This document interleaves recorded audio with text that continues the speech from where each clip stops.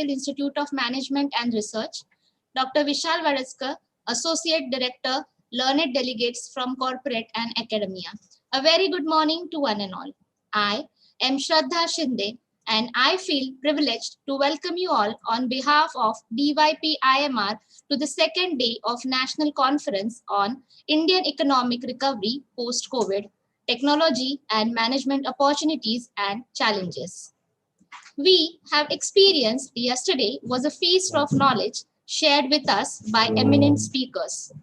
Well, Dean William once said, "The aim of education is the knowledge, not of fact, but of values." It is on the occasions like this, we get opportunities to test our knowledge and understanding. It's my privilege to welcome Dr. Vishal Vadaskar, sir. Dr. Vishal Vadaskar is currently working with Dr. D.Y. Patil Institute of Management and Research, Pimpri, as Associate Director. He is BE Chemical, MBA Marketing, and holds PhD in Marketing and Supply Chain Management. He has around 16 years of experience, including 9 years of industry and 7 years of academics. During his entire professional career, he has always been amongst the fastest growing professional in every organization. He is recipient of various awards at different levels. He has gotten an opportunity to visit, work in more than 8 countries during his career for various professional assignments. He attributes his success to his honesty, integrity, commitment towards work, compassion for customers, and his habit of performing professional duties by being emotionally sensitive. I consider it a great honor to welcome Dr. Vishal sir for the opening and welcoming remarks. Thank you, Shraddha ma'am. Am I audible? Yes, sir. Yes, great. Director of the Institute, Dr. Meghna Bhilare, Convener of the conference, Dr. Tejashri Talla, HOD of MCA Department, Dr. Shikha Dubey,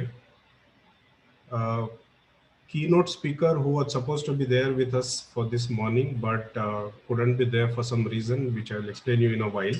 But it is worthwhile to mention her name also. Keynote speaker, Dr. Shraddha Bhume, various faculty colleagues of mine available in this call today, various corporates, research scholars, and my dear friends. A very good morning to all of you. I take the opportunity to formally welcome you for the second day of 2 days national conference organized by DYPIMR on Indian economic recovery post-COVID. As we have seen that the first day of the conference was extremely successful, which was a mix of various keynote addresses along with beautiful series of presentations which was made by various students and the faculties and the research scholars. We are here for the second day today, and my bet is the second day is going to be even more beautiful. Okay, because today we are going to build on the knowledge which we have received yesterday. Okay, and we are going to build on the top of that. Okay, so that these 2 days as a whole, as a package, should be much more meaningful. And that's why my bet is that this today, the second day, is going to be even more beautiful for all of you. So with this, let me tell you that we had a very renowned speaker for this morning, Dr. Shraddha Bhume, but unfortunately she is not able to be with us this morning. The reason being, unfortunately, she was tested COVID positive yesterday, and she had to be hospitalized last night. So all of we together cumulatively pray for her good health and speedy recovery. While virtually we believe that she is with us only, okay, and we will try to get her guidance some other time in the future whenever the time will be opportune. Now, this situation gives me an opportunity to extend my talk for maybe 5 minutes or so, and I would like to do justice with that. Okay, before I hand it over to the faculty members who will be then conducting the series of presentations. Now, my bet on the topic of the conference is that we are certainly in the midst of a pandemic, which we are calling as COVID-19. Um, Certainly, we are nowhere near the end of it, and that's why we are virtually in the middle of it. Now, the question is whether there is an impact of COVID, whether there is any damage of COVID on the economy. The answer is certainly yes. But the thing is that my personal take on this is that COVID is being looked at individually, and that's why a lot of misconceptions related to the COVID and the impact of COVID are there. This is purely my personal view. When I say so, what I mean by that is, if we look at Indian economy, and for that matter, economy of the entire world over last several decades, we see that it is not it is not something, an alien phenomena, that some particular event happens which has a lasting impact on the economy. Okay, what I mean by that is, if we consider Indian economy, and if we consider, say, last 3 decades or so, there are several incidences, events which have happened. Events like South Asian economic crisis, financial crisis, okay, where the majority of the South Asian countries and their entire banking system was almost on the verge of collapse. Okay, and it was a big mess, big event, had lasting impact on not only Indian economy but various other social Southeast Asian economies also. Okay, but we survived through it, we came out of that.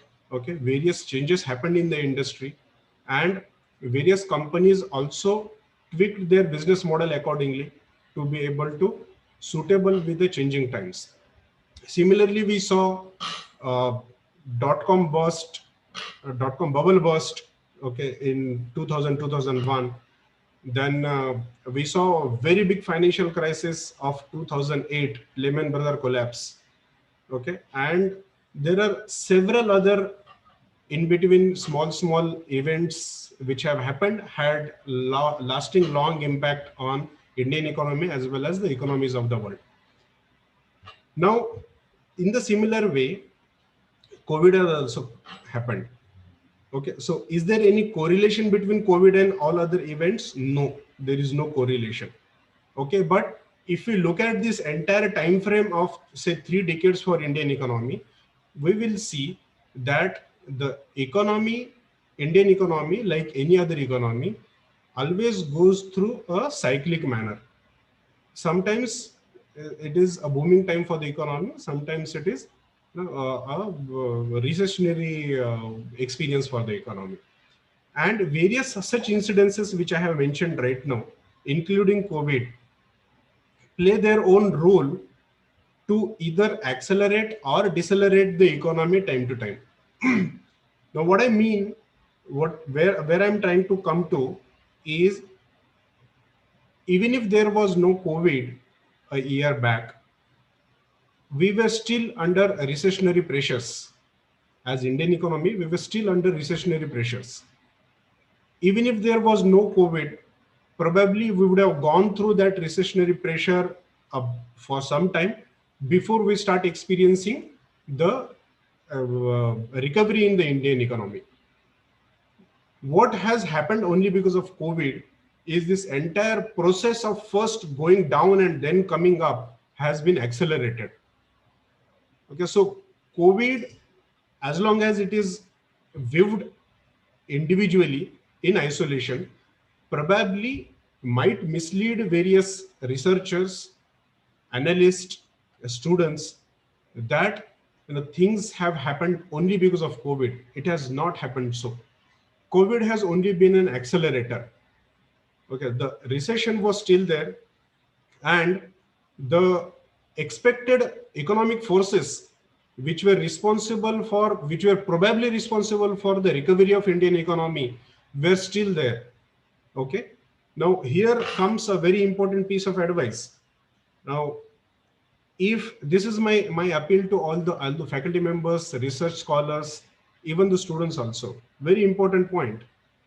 Now, if you look at last 3 decades again of Indian economy, or even little more than that, probably 5 decades of it, you will see that at least 3 times before this, it had so happened in Indian history that whenever American economy has gone into recession, okay, say suppose we call it the year zero, okay, or year T, say for example, immediately the next year of it, that is T plus one, Indian economy has always seen the benefit of US recession coming as a rescuer for Indian economy for its recovery.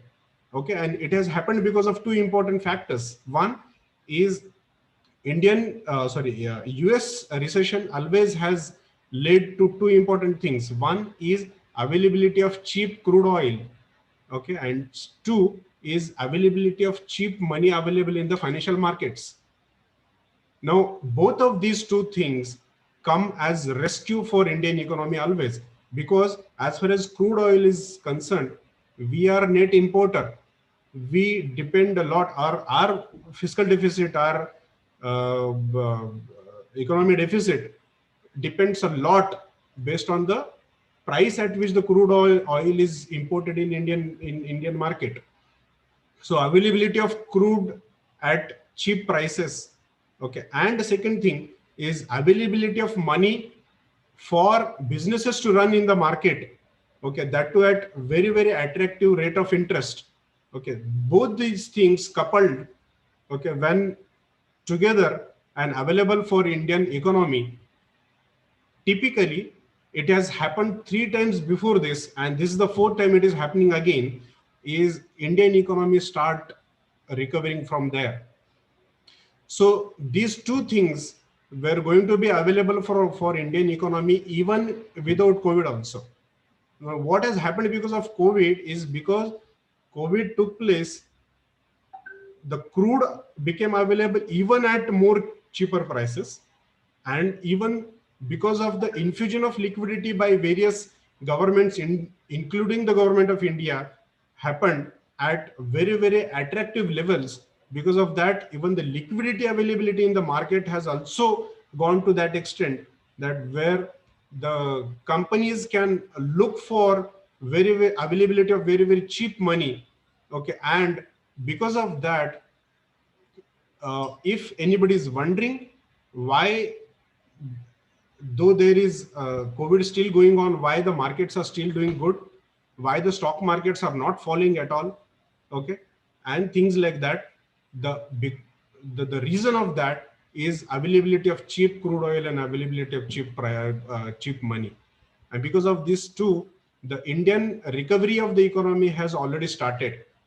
Okay, now if you look at this from macro perspective, the figures could be very misleading.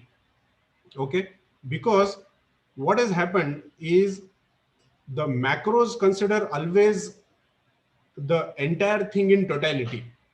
So even if the small pockets of the markets or small pockets of the economy are doing good, that is completely overlooked by the studies of the macroeconomics.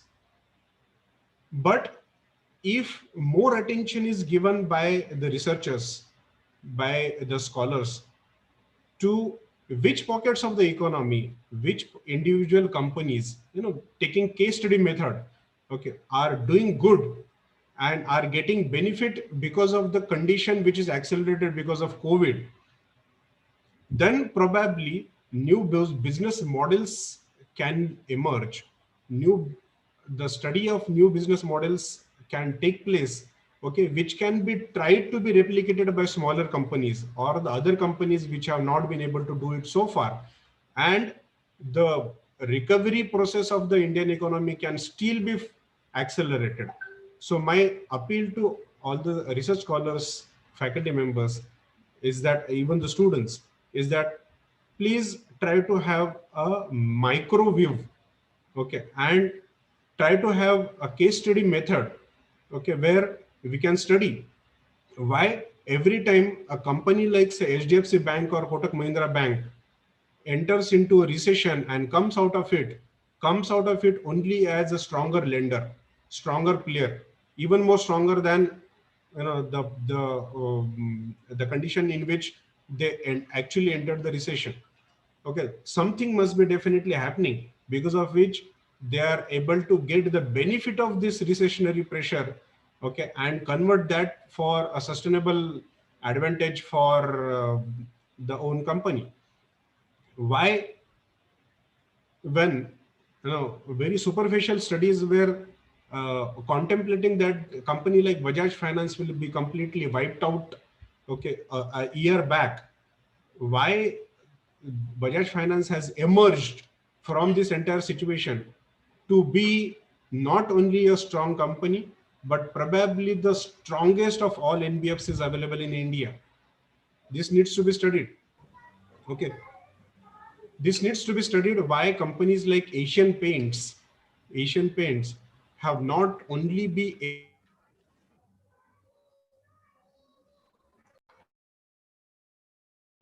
to survive when households were completely shut, the businesses were completely shut, the people who are there for taking the contracts of painting work were not available at all.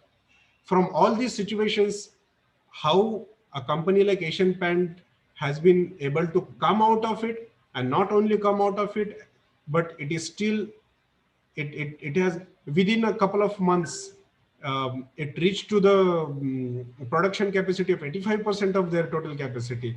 Within 4 months, they resumed back to the sorry 100% capacity of their production. That means how they were able to meet or ensure that there is enough demand when economy was still not completely open.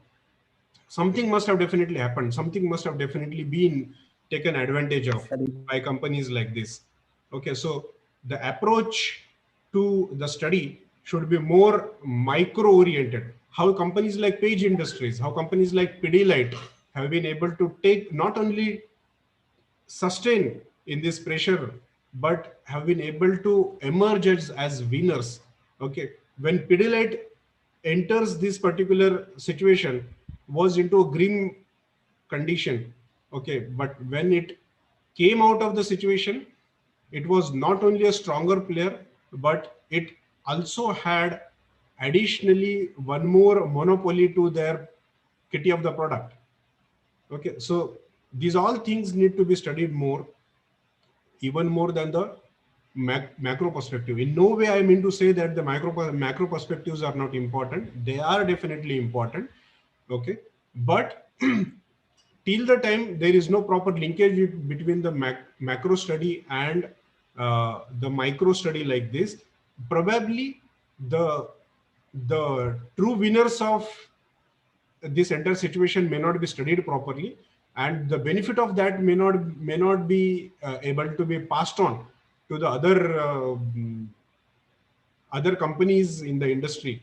And because there is a potential of doing this by study of micro economics more, I think it is more worthwhile for the research scholars, professors, and the faculty members and the students in management education to focus more on that. Uh, now, when I say that COVID has only accelerated the things, there is one more point to substantiate my view, that the importance of information technology and the importance of digitization was still there when there was no COVID. Okay, it was happening at its own pace. It was taking its own share. Okay, but definitely slowly with the passing time. COVID comes and this entire process get accelerated. There is more digitization, there is more usage of technology. Okay, and even those segments of the society where we sometimes thought that probably the penetration of technology in these corners of the society will be extremely difficult or will be very much time consuming. This entire notion has become wrong, and we today we see that there is hardly any corner of the society where there is no penetration of the technology, and this acceleration of the process happened because of the process called COVID. So my appeal is that let us not view COVID in isolation. COVID definitely remains at the center, okay, but unless its relation with other economic factors, okay, and for that matter, various other practices by the industry. Till the time we do not establish those linkages and we do not study those linkages, then probably the entire study only looking at COVID and its impact could be very futile. Okay, probably it may look very nice on paper, but from the practical utility point of view, it may not be of that great importance. So let us, all of us, commit ourselves for conducting more application oriented research to study the COVID and its impact related to various economic factors and various management practices, okay, and try to take case study approach as much as possible. Then probably this the continuation of our efforts, DYPIMR's effort to organize such a conference, okay, will be even more meaningful, and we can see even more application oriented and beautiful research in the future also. So this is my small take on the subject of the conference. If there is any question, I would like to take it up. Otherwise, I stop here and hand it over to Shraddha ma'am for further proceedings. Uh, Thank you very much, sir. Your thought-provoking address set a perfect platform for our researchers. Microview and case study methods will be followed by our researchers, definitely. Any questions from students' end?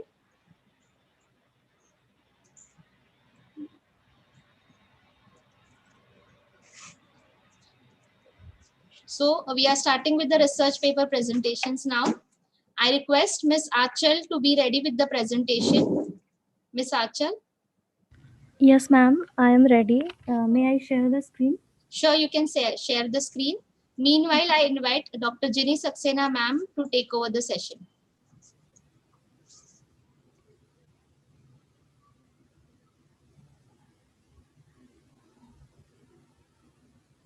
Is it visible to all?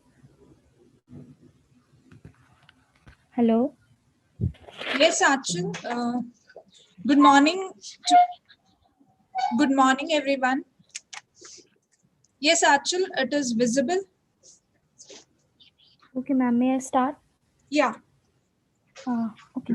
A very warm good morning to one and all. I, Achal Priya from MCA second year, along with my mentor, Mrs. Rupali Kalekar, have worked on the research paper entitled Lockdown, Dreadful or an Opportunity. As we can see, after the arrival of COVID-19, number of positive cases had reached at its peak in early 2020, due to which complete lockdown was announced all over the world. The world had seen unprecedented changes during the lockdown. The lockdown period was not so easy for everyone. A number of guidelines were issued by the government and were strictly followed by everyone. They have to be at their home for 24 by 7 to avoid the public gathering. During this lockdown, people face many problems like economic crisis, rise in price of food items, employability, and so many. If we consider the students' opinion, they could not continue their study in a proper way as offline classes were replaced by the online classes. Apart from this, many workers and peasants became jobless, lost their lives, and some of them could not bear it and committed suicide. That was only the bad side of the lockdown. If we see the other side, we may find it was a kind of opportunity for so many people, like the people who was not so aware of the technology used in the market, get familiar of that by using various kinds of applications like Zoom, Google Meet, Teams, and etc. If we talk about the students, they were free about all the time, so they could utilize those free time in learning new things and having certifications on that. That lockdown also give an opportunity to spend the quality time to those people who stays away from their home and family for the earning. For the current study, we have framed few objectives. Those are like to find out the opportunity factors during the lockdown. Our second objective of the study is to determine the challenges, problems faced by the people during the lockdown. And the third objective is to find out how people look into the lockdown, dreadful or an opportunity. The methodology used in this research paper is primary data as well as secondary data. Here we have designed a well-structured questionnaire to collect the data from the participants, and our participants were mainly students and the employee from different professions, and those were from Pune city. From the study of this research paper, the researcher has got some major findings that for some people lockdown was really horrible as a number of problems has knocked the door simultaneously. People become jobless, lost their source of income and couldn't manage to fulfill their basic needs. Also, one of the worst impact of lockdown was inflation soared that leads to the significant increase in poverty and hunger. But for some people, lockdown was not less than a chance. As students has to stay at their home for all the time, they could utilize their free time for learning new things, make themselves sharp. Also, the employee got rid of their busy schedule and got the time to spend with their family members. Now, at the last, we researcher has concluded that more than the number of total population more than the average number of total population feel that lockdown was really dreadful. They have to face many challenges, not only few things that it was an opportunity for them. We also found that there are some common challenges faced by everyone, and those are like time management, economic crisis, job tension, loneliness, health issues, and inclination sort.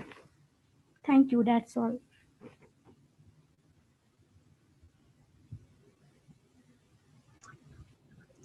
Okay, Anchal, that was a very nice presentation. So there is one question which I would like to ask. Yes, ma'am.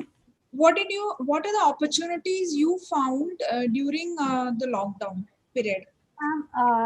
As I am a student of MCA, so I got opportunity to upgrade my skills in terms of technology by learning new languages and done certifications in that. And learning from apart my field, I also learned various kinds of extracurricular things. That was the opportunity for me, ma'am. Ma'am, would you like to? It's good. Okay, we'll move to the next. All right. Then we are moving towards the next presentation. Pradnya, are you there? Pradnya? Okay, then Roshni. Yes, ma'am. Yes, ma'am. Roshni, you can share your screen and start the presentation. Yes, ma'am.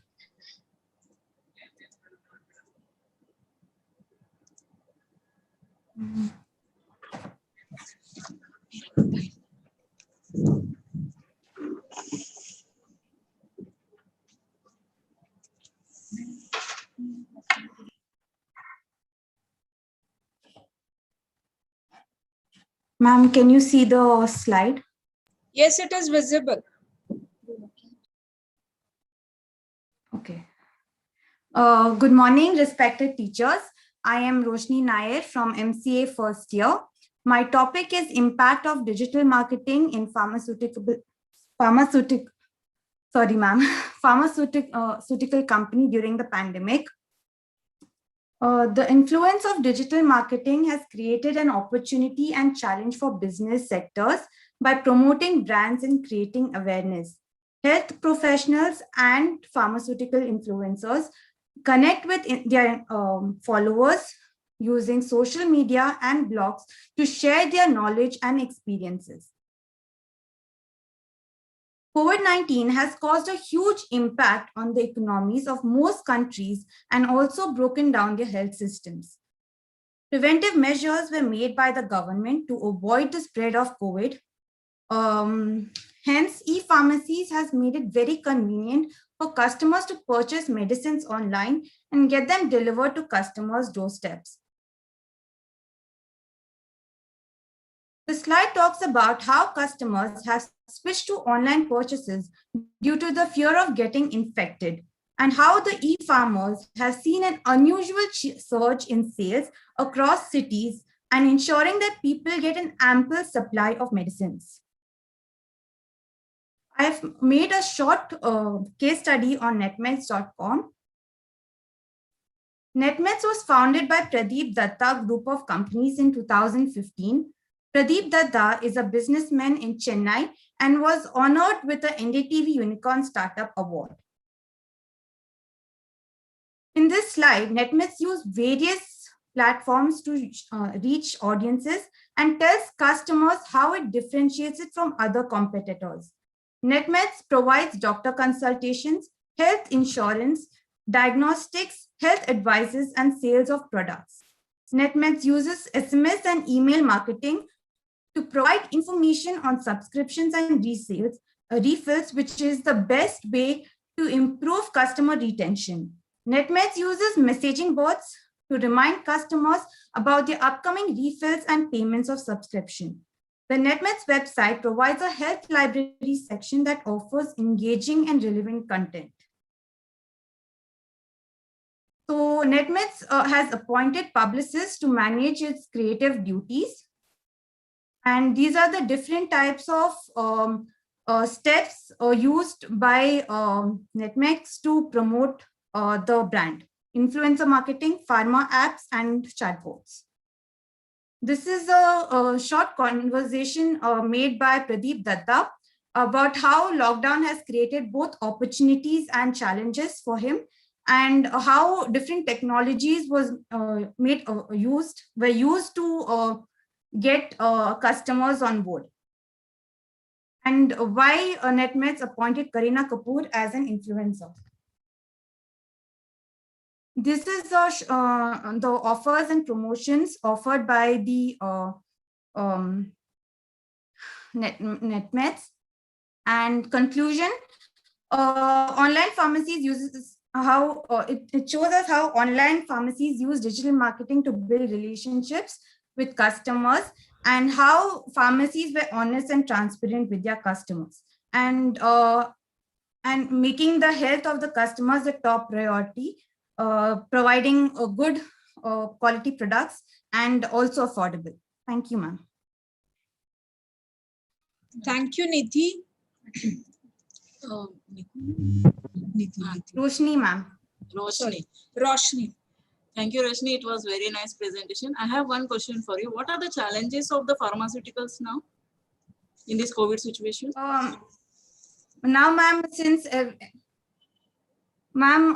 everybody is afraid of getting out of their homes, like people have started to purchase products online as they're afraid of getting infected. Okay. So it is a good problem for the business. Okay. How the Netmed is using its chatbots? Ma'am, actually, since chatbox is a 24 hours messaging center where customers can chat online and immediate responses can happen. Okay. Okay, thank you, Roshni. Thank you, ma'am. Thank you, Roshni. Moving on, next presentation, Nidhi, are you there? Yes, ma'am. Okay, you can start your screen share. Okay, ma'am.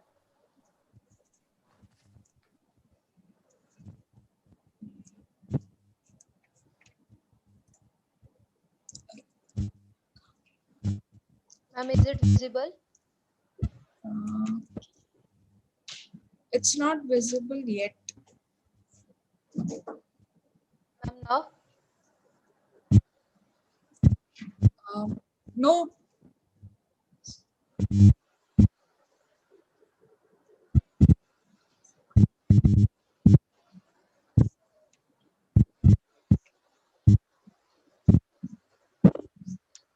Yeah, Ma'am, Nidhi. is it? Yeah. Morning, one and all. I am Nidhi Pujari from MCA second year. Today I am going to talk about emotional artificial intelligence. More simply, we defined emotional artificial intelligence as man-made things that can make decisions by using their emotions. This paper aims to emphasize how man-made things will play a vital role in real-world scenario. The humanoid notices, learns, and also recalls anything one acquires about. Man-made brain power commonly consists of two key thoughts. First, it includes examining human minds like how their point of views function, and also it makes a differences addressing those cycles through AI. In various fields like healthcare, defense, IT, banking, etc., we can use emotional AI. They might take control over human. The second slide is about the history of AI. John McCarthy, generally known as the father of AI because of his surprising commitment in the field of computer science and AI. In 1950, Alan Turing distributed registration and intelligence, in which he proposed a test. The test can check the machine capacities to show keen conduct comparable to human knowledge, called the Turing test. In 1964, John Way Bowen made the first chatbot, which was named as Lisa. In 1972, the prime humanoid robot was implicated in Japan, which was named as Wabot 1. Next, research methodology. The study is descriptive. Secondary search of data have been used to study the emotional artificial intelligence. The source include mainly studies conducted by government and non-government organization, reports and articles in newspaper and magazines. Objective of the study: to understand emotional artificial intelligence. Second, using emotional artificial intelligence to showcase realistic interactive version of the humanoid robot.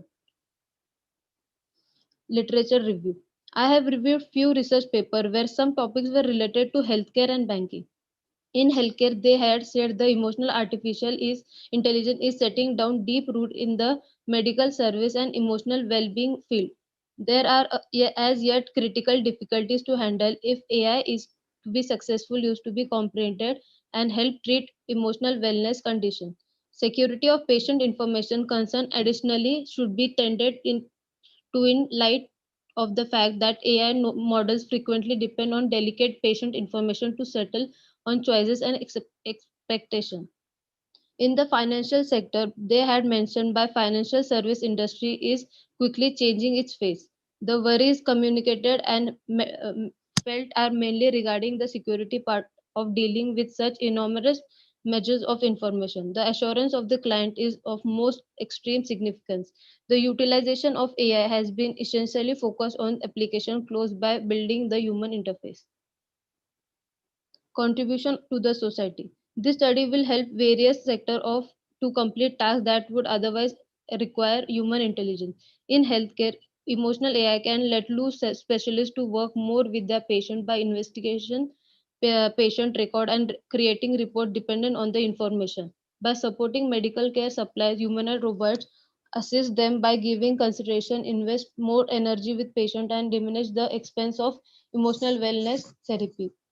In an industry like banking and financial service industry, the presence of man-made reasoning is quickly changing the face of the businesses. It is bringing a change in perspective in the manner measures are handled. Worldwide and furthermore in the India, the push has been a digitalization and open banking, making it basic for all players and partners to adjust AI in the business measure recently dealt with by human assets. Conclusion. So, lastly, by analyzing the data, I could conclude that emotional intelligence is a research area that is growing within the field of artificial intelligence. It has been known decades back that AI and robots will change markets and workforce. Humanoid robot intentionally or unintentionally cause great harm. It will simplify human work or it will understand human emotion but adversely it will affect human lives too. There are chances where human people may misuse robots for their sake. The main aim of this research paper is to create awareness in humans of the consequences of humanoid robot in real life. These are the references from where I have studied the paper. Thank you. Okay, Nidhi, just one question. What are your learnings from this project? Ma'am, that how it will affect the real life means pros and cons of emotional AI. How it will affect real life scenario. Okay. All right. Thank you, Nidhi. Uh, moving on. Next, Amarnath, are you ready? Yes, ma'am, I'm ready. Okay. You can start your screen sharing. Okay, ma'am. Thank you. यार अभी उसके आगे कोई नहीं है वो ना तो इसने आवाज ये देखो ना मैंने इसको डाला है पर इसने रिप्लाई नहीं किया अभी मैडम सब लोग नहीं करेंगे Yes, ma'am. लेकिन May I start? है तो है कोई बात Yes, it is visible. You can start your presentation. Okay. Good afternoon to one and all. I, Amarnath Barnwal from MCA second year, along with my mentor, Mrs. Dupali Kalekar, have worked on the research paper entitled Financial Crisis on People Due to COVID-19 Pandemic.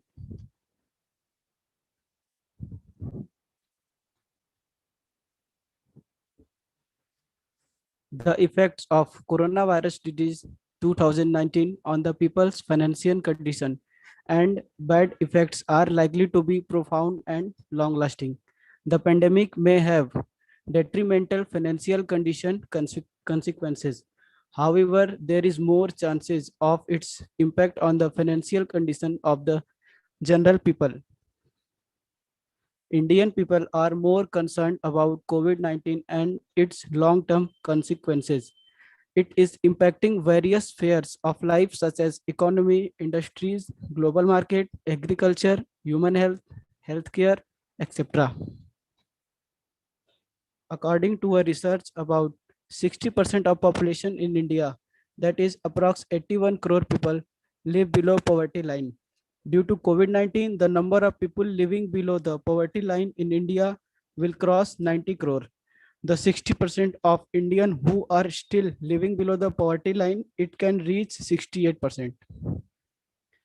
Due to lockdown, everything was closed and people has no choice to earn money. That's why countries like India, where government didn't provide any big and direct help to people, general populations faced various tremendous problems. Also, they had to face problems to fulfill their basic needs. The CMIE, an agency that closely monitors the Indian economy, has also released a report stating that the unemployment rate in India was 8.7% in March 2020, the highest in the past 43 months. According to CMEI real-time meter, currently the unemployment rate in India has reached above 23%.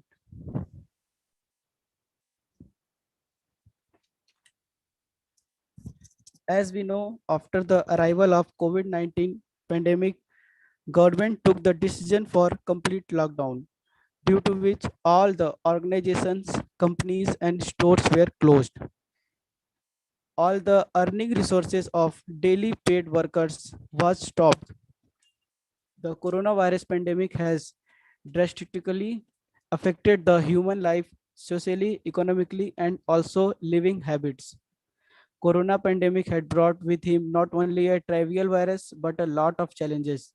The year 2020 was like a terrible dream for the whole world. While government was busy in facing COVID-19 pandemic, the same common man was facing the restrictions of hunger, unemployment, and strict curfew. So the main objectives of my research paper are here.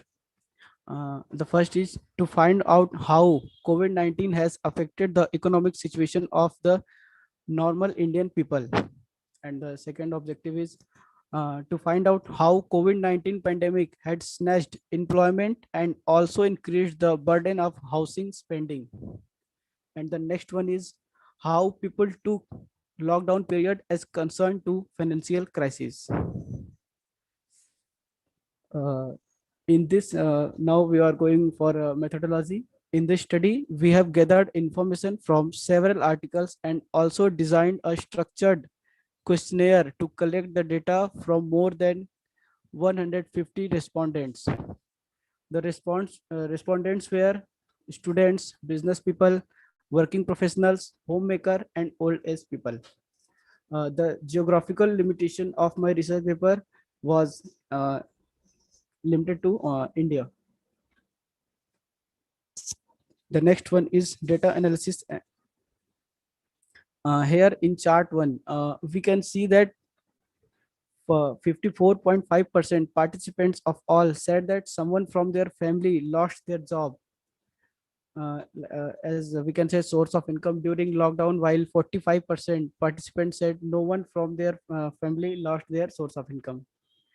In chart 2, 30.3% people admit that lockdown periods were worst as concerned to economical crisis, and 54.5 people said that it was bad as concerned to economical crisis, while 15.2% people said that it was good at concern to economical crisis. In chart 3, 84.8% participants among all faced some financial problems because of COVID-19 pandemic, while 15.2% didn't face any type of financial problems during lockdown. In chart 4, we can see that 60.6% participant admitted that they faced increase in family budget as all were at home. 45.5% participants admitted increased amount of goods used at their homes. 21.2 participants admitted no salary, and 21.2 people admitted salary reduction, while 15.2% participants admitted no salary. In chart 5, we can see that 57.6% people were continued with their savings, while 42.4% people could not continued with their savings in during lockdown. Okay, the next one is our conclusion. The finding of our study is that lockdown period was a worst nightmare for many of us. The condition had worsened to the point that people had longed for food. People were struggling to fulfill their basic needs. These things happened on a on ground level, not for professionals whose salary was coming in their bank accounts and they were living their life happily and normally. Most of from their family either lost their job or faced of salary cut in during lockdown. Due to the loss of income and problems in the distribution system, a large number of people were suffering from the poverty and starvation. Also, poverty level is also increased in India and all over the world. Thank you, ma'am. I'm done. Thank you so much. It was a very nice presentation. So moving on, Nagarkar sir, you are there?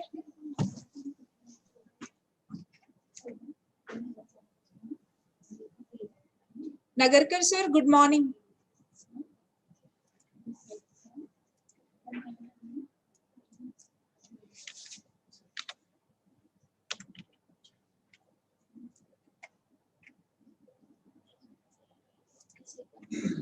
Nagarkar sir, good morning. Good morning. Yeah. Can you hear me? Yes, sir, I can hear you. So, sir, can we start? Yes. Yeah, I'm ready. Okay. Meghna ma'am, are you there? Yes, Ginny, I'm there. Okay. All right. So, sir, we'll start the session. A very good morning. Good morning, sir. A very good morning to one and all. I, Dr. Ginny Saxena, extend a warm welcome to Dr. Uday Nagarkar, sir, our session chair, and all the participants to the Day 2 presentation session. It's my honor and privilege to introduce Dr. Uday H. Nagarkar. Dr. Nagarkar, sir, is a science graduate with statistics as a special subject. He was awarded with doctoral degree from Savitribai Phule Pune University in Business Administration. He headed IT department of Videocon Group for 10 years. He designed and implemented information system for human resource department, logistics and dispatch department, and excise department of Ahmednagar, Aurangabad and Mumbai units. He automated finalization of account process including reconciliation and consolidation for complete group. With help of a pediatrician, he has studied various standard methods of calculation of mental age and intelligent quotient and developed a software. He implemented patients' record maintenance and hospital administration for some hospitals of Ahmednagar city. He conducted several corporate training programs. He also conducted many training programs for defense officers and doctors. As a social responsibility, he trains orphans and students from rural area. He has more than 30 years of teaching experience. He is heading MCA Department, Institute of Management Studies, Career Development and Research, Ahmednagar from last 20 years. Under his leadership, Institute got national level award in leadership in IT education by Canon India. He is a member of various committees of Savitribai Phule Pune University. I would request Dr. Meghna Bilare ma'am to virtually felicitate Dr. Uday H. Nagarkar sir. Over to you, Ravi. Thank you, Thank ma'am. you. Thank you. I would request Dr. Uday H. Nagarkar sir to take over the session. Sir, can we start the session? Yeah. Sir, it's our pleasure that you have joined for this session. Really, thank you for being with us. Yes. Thank you for your invitation, madam. Yes, thanks for accepting it. Yes, sir. And thank you very much, sir. Today, really, I'm feeling pleased that you are there with us on this occasion, national conference. And you are my guide, always guide the or rahoge, sir. So thank you for your mentoring, guidance, and everything. You are always there for any kind of issues, and you are always there for support. Thank you, sir. Thank you. It is my job. Yes, sir. Thank you. Okay. Geetika ma'am, are you there?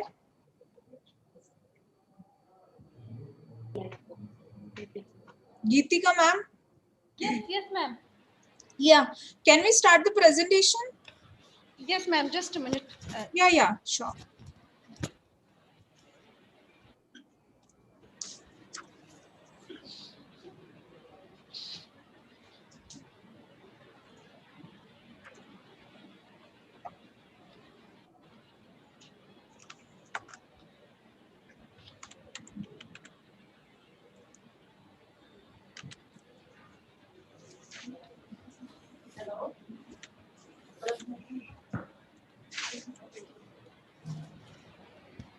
Ma'am, is my screen visible?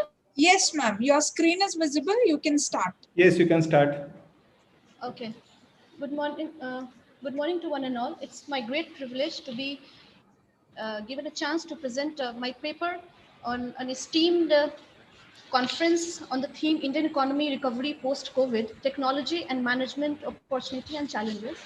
In the line with this theme, we are presenting our paper on the title Online Education System, the Future Education Delivery Model in New Normal.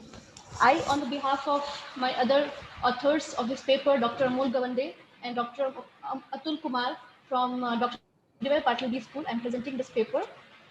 The objective of this study is to take the stock of recent developments in online education, to assess the opportunities for online education in India, to assess the challenges for online education, and to find out how these challenges and opportunities outweigh each other in online education. In line with this, the following research questions were probed.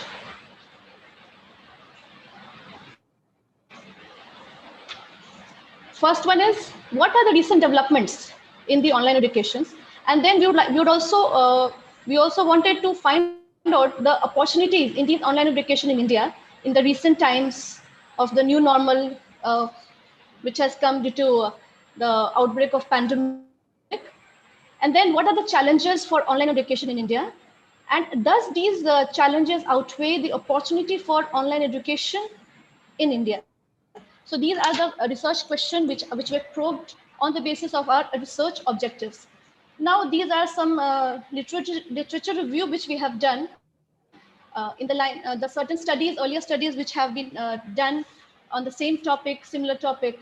So the author Chirikov et al. 2020, they say that they have developed a STEM model, and they say that the satisfying worldwide need for developing the science, technology, engineering, and mathematics, which is STEM workforce, requires solution for deficiency of qualified educators. Means in these days, we need a lot of qualified educators to work on these field, equipped with science, technology, engineering, and mathematics. Advanced education framework ought to be equipped and need to fortify the web availability pan-India. This was the study done by Goswami in the year 2020. Then Tasso and Chakravarti, he said that he endeavored to investigate the encounters and difficulties of e-learning mechanism, which is very much similar in line with what work we have done. And the other one is by Mehta et al. In 2020. He says that augmented reality and virtual reality are being received in the field of education, and he examined the issues identified with e-learning in advanced education in India alongside the investigation of prospect of e-learning in the related zone. So these are some more studies which are done by other authors. I'll just skip through these slides.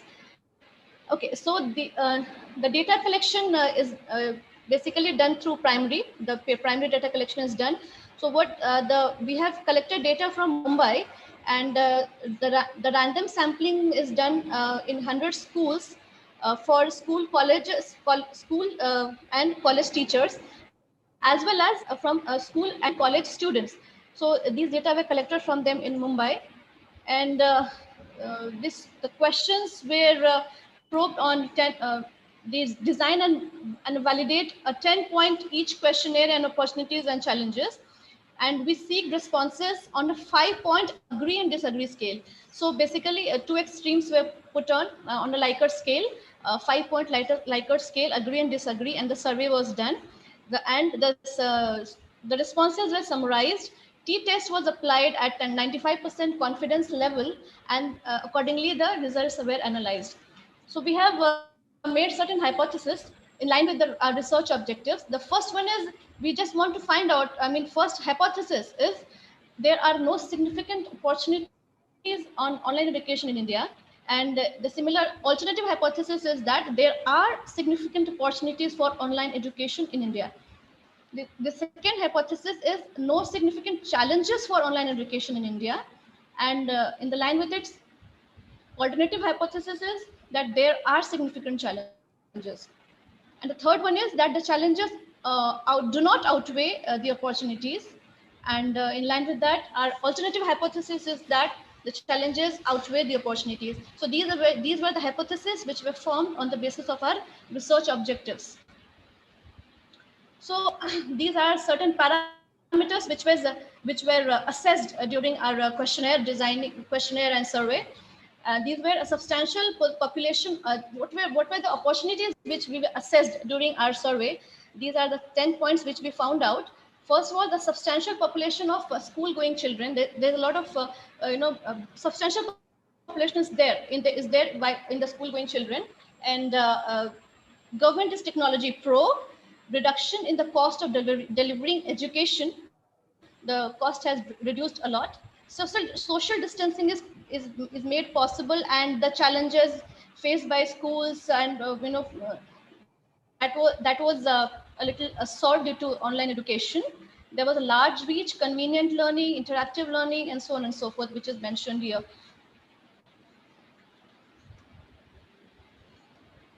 So these were the challenges. First, we assessed 10 opportunities, and now these are the 10 challenges which we found out during our survey. These were a lot of misuse of internet, and in rural, to penetrate to the rural level was a little difficult for the online education. Faculties are not very much competent to, they're not well versed with the ongoing technology. So that was another problem. A lot of connectivity issues, a lot of cultural issues, hardware and software support challenges, language barriers, and so on and so forth. These were the challenges. So in the line with that, our objectives, what was the scheme which we followed to test our hypothesis. So these are the certain steps. First is the responses which were collected. They were collected under two sections, that are opportunities and challenges, and which were studied on 5-point Likert scale: agree and disagree. Then these responses of under each section were then segregated again under the same groups: agree and disagree, and then a weighted average was found out for all the extreme responses. Now for each question, average count will be calculated in the two opposites. Percentage to questions under a particular section of the questionnaire will be averaged to get a single score. And then these section-wise average were percentaged and will be compared and hypothesized mean of population of 50% score, connoting an event by chance and not due to statistical significance. And the last point is that p-values were calculated and the null hypothesis were checked for rejection or non-rejection. So these were analyzed. The calculation was done at a 95% confidence level using a t-test. So these are certain results that we found out. So I will not read through all of them, but then the certain things which I would like to highlight here is that the agreements for the opportunities and testing of hypothesis 1 at 95% confidence level is done here. And since we find here that p-value is very much less than 0.0001% of the null hypothesis, and that it shows that there are no significant opportunities for online education in India, it stands rejected just because our p-value here is very less. I mean less than 0.0001%. So we reject our null hypothesis, and this is what it is. Now we go for our second hypothesis. Here we see that again our challenges. The challenges we see here are the percentages that teachers misuse of internet is 80%, students 91%, so and so on and so forth. So here we see our p-values again is almost next to zero. So the null hypothesis that there are no significant challenges for online education in India again stands rejected. Now here there is a summary which we have put here. Average agreement percentage for the two groups, we had divided our sample, we had divided a sample under the two groups, and then we found out the average, and we find here that average agreement percentage for the two groups of teachers and students were compared, and the results are as under. Here we find that t-test for the two independent samples, two-tailed test that is. So at 95% confidence level on the difference between the means are minus 0.157 and minus 0.108. And here are the summary statistics which we have brought here. So here with these interpretations, we can find here that the difference between the means is equal to 0, and the difference between the mean is different from 0. So as the computed value, p-value is lower than significant level alpha, that is 0.05, one should reject the null hypothesis and accept the alternative hypothesis. So here the null hypothesis that challenges do not outweigh the opportunities stands rejected. So these are certain discussions. in both the cases, we see that the average agreement on opportunities, when we question the teachers and students regarding the agreements, so these are the average results which we find here, that teachers are, their average agreement on opportunities is 74%, and for the students is 75%. And average agreement for the challenges is 86%, and for the students is 90%. So with this, we can easily see that the average agreement for challenges, the difference between them is much higher than the average agreement on opportunities. So hence the challenges for online education outweigh the opportunities. So here are the conclusions of our research which we have done, that there is a wide agreement on the various opportunities for online education in India. And there was a sizable agreement on reduction of cost in delivering education. Social distancing was possible, large reach, convenient learning, interactive learning, implementation of assignment system of learning, improved access of faculty, and global exposure from both teachers and students. Whereas there were sizable challenges which were found, as mentioned earlier as well, misuse of internet, hardware infrastructure barrier, and so on and so forth. So on an overall basis, it is concluded that challenges outweigh the opportunities. That is, there are very much, many challenges in India which people are facing related to online education system. So what are certain recommendations?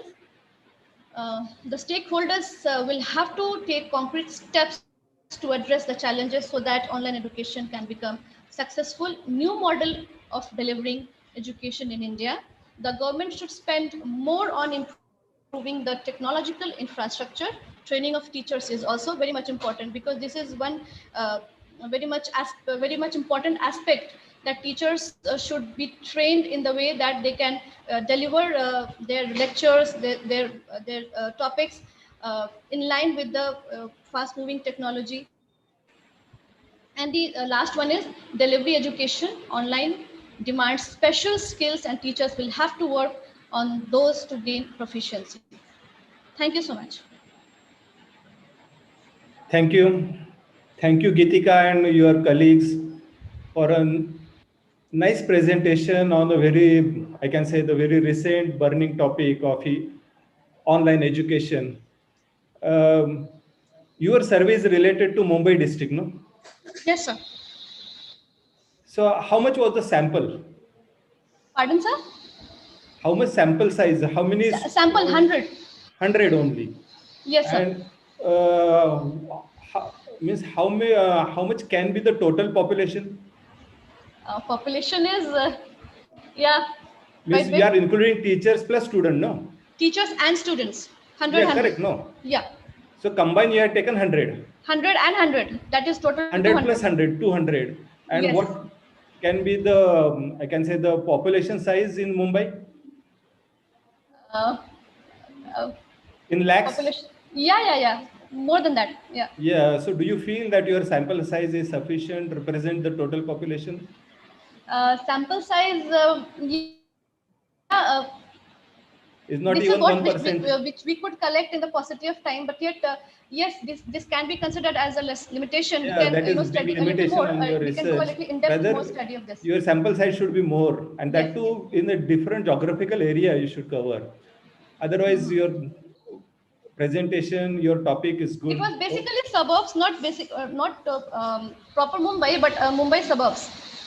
Okay, it was related to Mumbai suburbs. Yeah. So which are the areas you covered in that? Sir, areas. Like, have you covered some part of this Konkan area, Thana? Yes. Areas which we covered. It was we had a different medium of collection. Data collection. So it was not exactly concentrated to one suburbs, but yeah, certain suburbs. Like certain suburbs. Yeah. Okay. Rather, there is a large scope again for. A little more research could. In-depth study can be done on this, but. Yeah, maybe due to time span. Okay. Yeah. Thank you very much. Thank you so much, sir. Thank you, Geetika. Thank you, ma'am. Okay. Next, Ayushman, are you ready? Yes, ma'am. Okay, you can share your screen.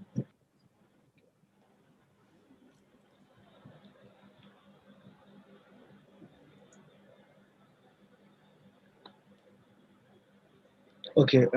Hello and good morning, everyone. My name is Ayushman Raj Chaudhary, and I have done my research paper on online gaming addiction. Thank you for giving the opportunity to present my paper. So, following are the contents for my presentations, starting with introductions, then literature survey, then methodology, then analysis and result, then conclusion, and finally references. So for introduction, gaming industries are on boom since 1950s. In this era of technology, people are concerned about the long-term effects of video games playing, particularly in children. Concern centers, concern centers following questions. Are video games harmful? Do violent video games cause aggression? Are video games addictive? There does appear to be evidence that video games can be addictive and harmful. So I tried to read some of the research papers which are as follows. An empirical study on gaming industry in India with special reference to the smartphone games and smart generation player of school and colleges, internet gaming disorder and psychiatric symptoms in Bangalore, India, online game addiction among university students. According to that, I prepared my survey-based questions. These were the questions. Let me read you some questions. Which games do you like to play? How much time do you spend on online games daily? Do you sometimes skip homework or work in order to play more online games? And do you continue playing even though it's causing harm to you? Now comes the analysis part. For the question, which games do you like to play? The most common game which they like to play is PUBG Mobile. Followed by that, Free Fire was the next game which they like to play most, and also other games such as Ludo, GTA, etc. For the next question, how much time do you spend on online games daily? 44% of people spends 1 to 2 hours on online games daily, and 45% spends less than 1 hour. Also, there is 2% of people who spend around 5 to 6 hours daily on online games. For the next question, do they sometimes skip homework or work in order to play more online games? 19% said yes, and around 16% said maybe. For the next questions, do you continue playing even though it's causing harm to you?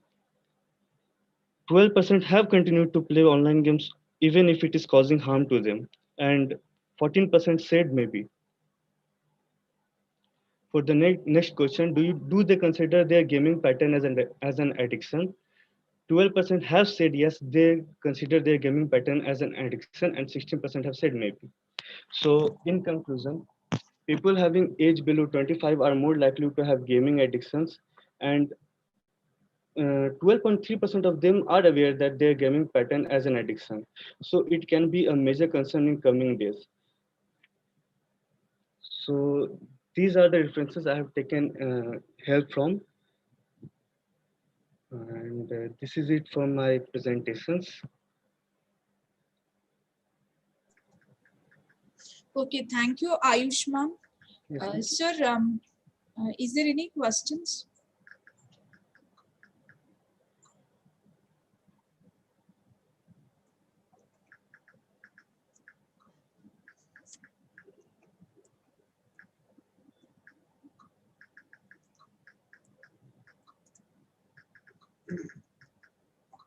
Ayushman, you have taken a topic which is very common nowadays, and it's like every parents are going through this situation, right. right? So it's a current, what do you call it? You can see that it is everywhere, it is going on. So sir, is there any questions? Nagarkar sir? Just a minute. Yeah, it was disconnected. Now I'm getting connected once again. Okay sir, okay, not a problem. Yeah, Sir. now connected. Yes Yeah. sir. So Ayushman, I could not see some of your slides, earlier slides. Okay, sir. Should I go back, sir? Yeah, that after the literature review, up to literature review, yes. Literature survey, that's a methodology. Yeah, methodology. Yeah, from methodology you start, please. Okay, sir. For methodology, I have prepared the questions according to the research papers I have read, sir. So these yes. were the some questions that I put on my survey. The questions were some. I would read some questions to you. Okay, fine. Next. Okay. These are the analysis and results I have got. Which games do they like to play? The most common answer was PUBG Mobile, which is very popular nowadays. Then there is Free Fire and other games such as Ludo, GTA, etc. Sir. And how much time do they spend on online games daily? There are 45% of people who play less than 1 hour daily on online games. 44% spend 1 to 2 hours, and 2% of them are there who play almost 5 to 6 hours daily to online games. Do they ever skip homework or work in order to play more online games? 19%, around 90% said yes, and around 16% said maybe. And do they continue playing even though it's causing harm to them? 14% have said maybe, and 12% have said yes. They continue playing even though it's causing harm to them. And if they consider their gaming pattern as an addiction, 12% have said yes, and 60% have said maybe. So to conclude that, people having age below 25 are more likely to have gaming addictions, and around 12.3% of them aware that their gaming pattern is an addiction. So it can be a major concern in coming days. So these were the references, sir. And this is it for my presentation. Yes, fine. I mean, there is a concern now required. Yes, sir. Yes, sir. It is actually on the gaming part. Actually, it is being concerned by WHO and APA too, sir, which I have mentioned in my research paper too. How much was your sample size? Sir, around 250. It is limited, Around? but 250. Hello?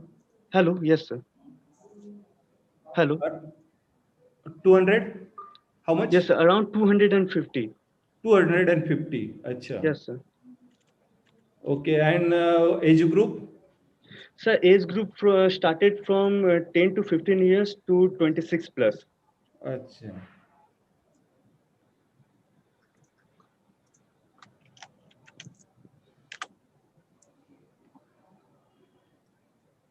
Okay. Fine. Thank you, Ayushman. Thank you. Thank you very much, sir. Thank you, Ayushman. Thank you, ma'am. Yeah. Mona Lisa, are you there? Yes, ma'am. Yeah, you can start the presentation.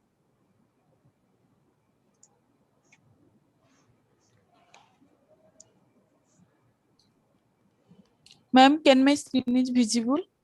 Yes, it is visible. Okay, thank you, ma'am.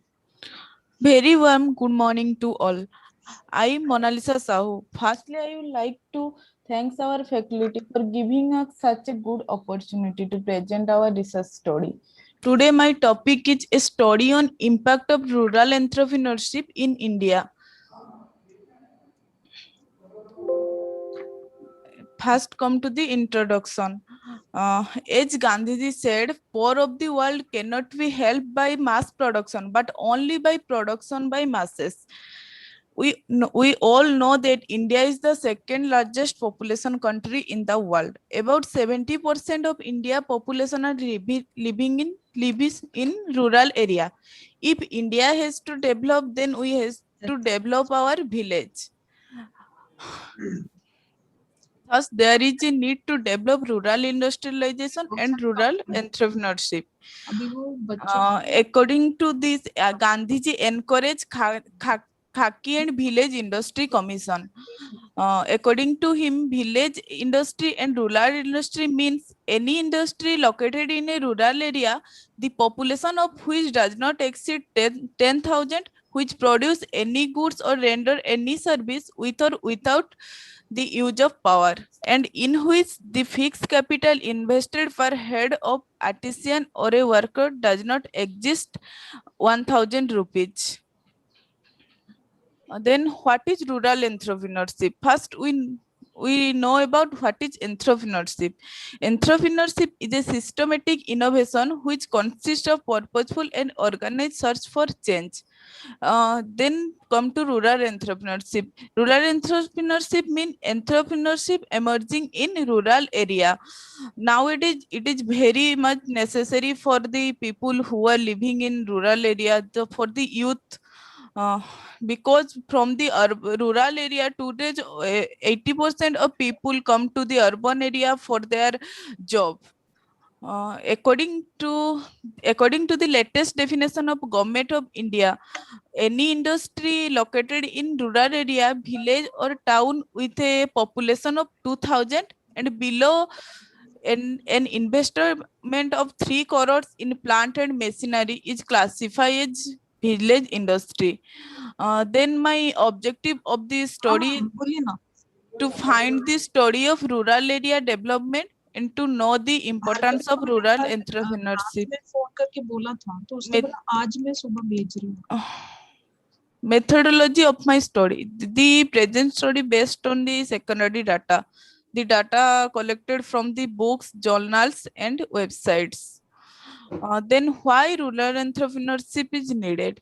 Because rural people are labor incentive, resilient development, rich in traditional art and handicraft to reduce the poverty and growth of slow migration, awaken the youth, increase the literacy rate of the rural population. Then come to the various type of rural entrepreneurship. There are 4 types of rural entrepreneurship. First, we come to the individual rural entrepreneurship.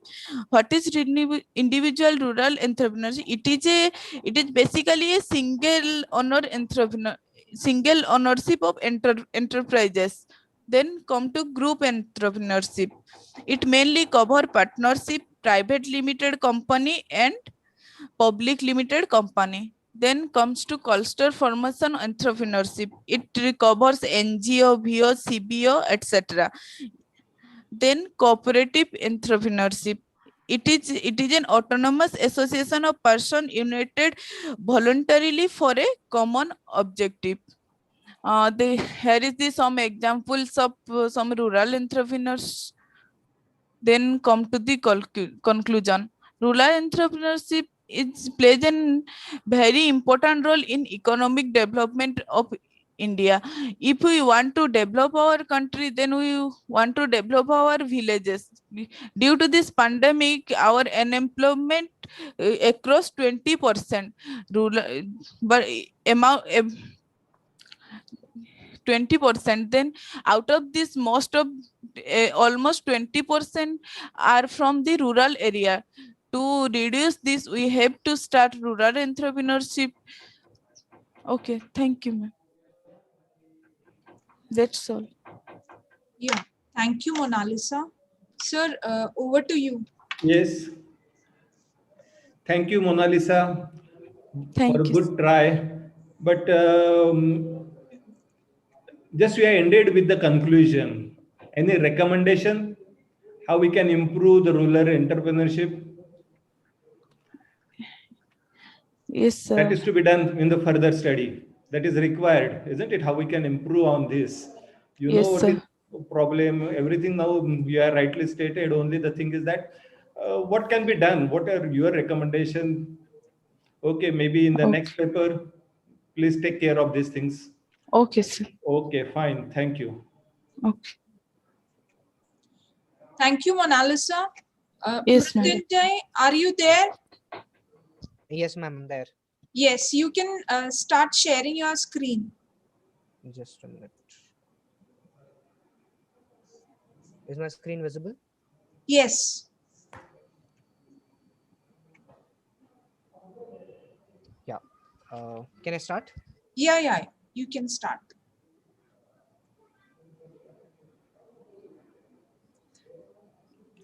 Yeah, so So hello everyone, I'm Mrityunjay Patil from DYPIMR and I'm going to represent the e-waste management, its challenges, as well as few solutions at the end of this presentation. Mrityunjay, please, your voice is not Hello? audible. Speak loudly. Yes, is it audible now? Yeah, now it's audible. Okay, thank you for your information. Hello everyone, I'm Mrityunjay Patil from DY Patil College, and I'm going to represent e-waste management, its challenges, as well as few solutions at the end of this presentation. I have completed this paper with the help of Nilesh Prajapati under the guidance of Rupal ma'am. I would like to thank both of them to help me out. So e-waste is we all know that we are facing garbage challenges, but most of the people are focusing on wet and dry garbage. But e-waste is also important topic. We all know about it, but I guess there is a lack of awareness. So that's why we actually choose this one to present and make people aware about it. It is a global issue. We Even if we are creating garbage in Pune, it will affect entire world. It is not something related to any specific area, so we have to focus on it. As there is a lack of awareness about it, people are not really care about e-waste. They are throwing it on the land or in rivers, so it is extremely hazardous, and it can create a lot of issues for humans as well as environment, which will be long lasting. And why it is important to focus, because there is not a proper management. We will cover this topic later in the slides. I will explain it. E-waste generation of e-waste is more and more. Nowadays we are using smartphones and computers. Hardly we are using for a year or 2 years, and then we are replacing it. Rather than reusing it, we prefer to buy a new product, which is actually creating more and more garbage, more and more wastage. So coming to the last point, top 3 countries generating e-waste. There are 3 countries: United States of America, China, and India, which are actually creating most number of garbage. It is report says that till 2021, these 3 countries will create almost 5 million tons of garbage, which like you can understand from this figure how what a huge number it is, and it will actually create impact in future. Now also it is really harmful, but in future it will be like go out of our hands. So coming to the next point, I'd like to show you a few stats. This is a breakup of e-waste management. We have given computer equipments. It includes actually mobile phones as well. So it is the more number of it is having a more number of percentage in this wastage, actually 70 percentage. As I already told previous slide, it is a global effect. Whatever we are generating wastage, it is going into rivers and oceans, which is actually creating impact on our natural resources. We are dumping it on the land, which is actually decreasing the fertility of soil, and so on. We are burning it, so it is creating air pollution, which is actually going and becoming a respiratory issues. It is saying that in China, actually respiratory problems has been increased in last decade because of e-wastage. They are burning it, and which is actually creating an issue. So major challenges in India. So India is facing major challenges because there is not a separate bodies. India is not government is not actually looking into it. This is the more problem. This is a big issue. India is a developing country, and we are having other issues. So this is something which has been neglected by our organizations, or say, let's say, government. So this is maybe not today, but in future it may be create a problem.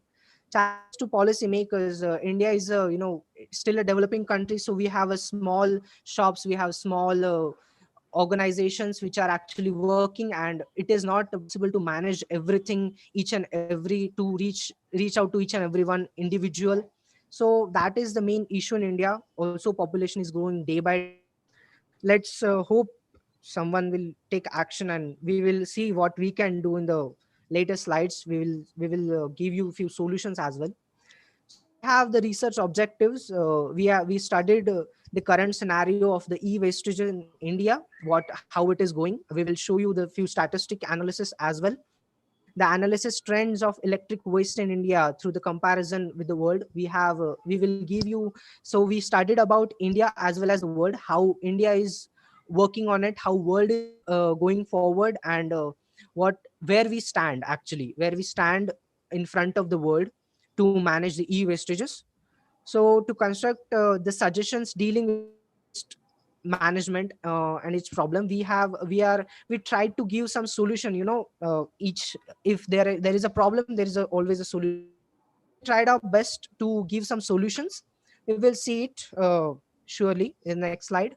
So this study we carried out in the secondary data only, because due to COVID situation we opt for secondary data, and not we didn't do any surveys. Probably it can be done in the next research and all. So Yeah. this study has e-waste data in India and other countries, continents. We will compare it. We actually compared it, how India is tackling, and what are the scenarios. So we collected the data from Associate Chambers and Industry of India, ASSOCHAM. This is a Indian institute. We actually studied other matters like newspaper and all, but we cannot, as it is not trusted, so we avoid to mention it. So basically we focused on the research paper or researches done by ASSOCHAM, and it was quite actually helpful. Coming to the diagrams, here in our research paper we gave a lot of description about it. So this is some global e-wastage ranking, where we stand. Europe is a developed country. We all know that it is a developed continent, and almost 43% of wastage it is generating. Africa, as compared to least developed, and they are not even contributing 1%. Asia is developing, so it is in the second rank, which is contributing almost near about 12 percentage. It is mainly because of India and China.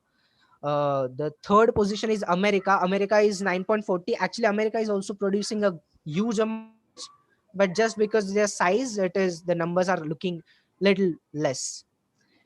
So top three countries, as the starting of the slide itself we explained, China is standing at the top with. Mrityunjay, Yes. you love to make it fast because we have a lot of presentations. Yeah, sure.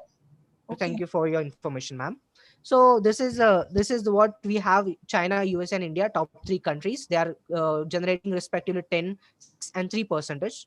So e-wastage percentage in India also we are showing. Maharashtra and Tamil Nadu are producing more number, because industrial areas are there. Rest are at the bottom because they are not that much developed. So coming to the last part, what are the contribution to the society and conclusion? As we suggested, reuse of these products are not quite helpful, because suppose let's say we are buying mobile phones and throwing it after a year. So reuse is more important. We should have some authorities, bodies to do all these things. Focus on small goals. We have to set up a small goals focusing on mobile or phones. That will be our goal, so that we can reduce it.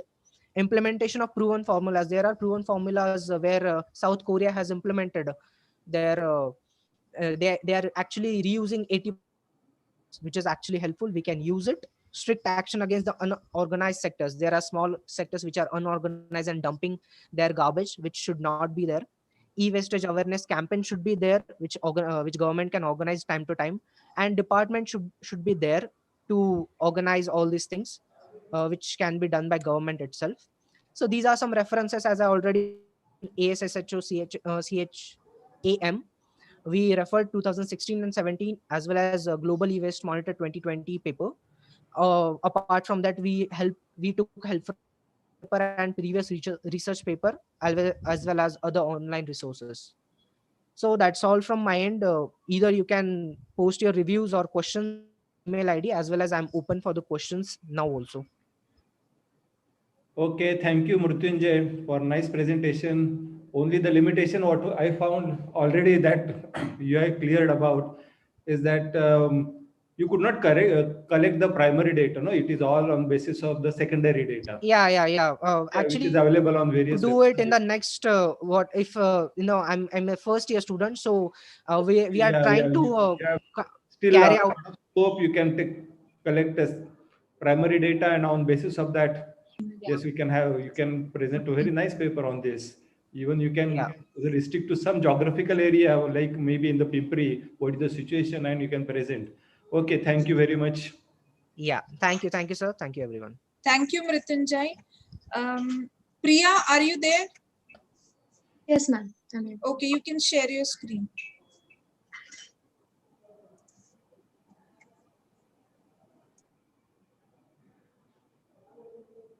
Ma'am, can you see it? Yes. Yes.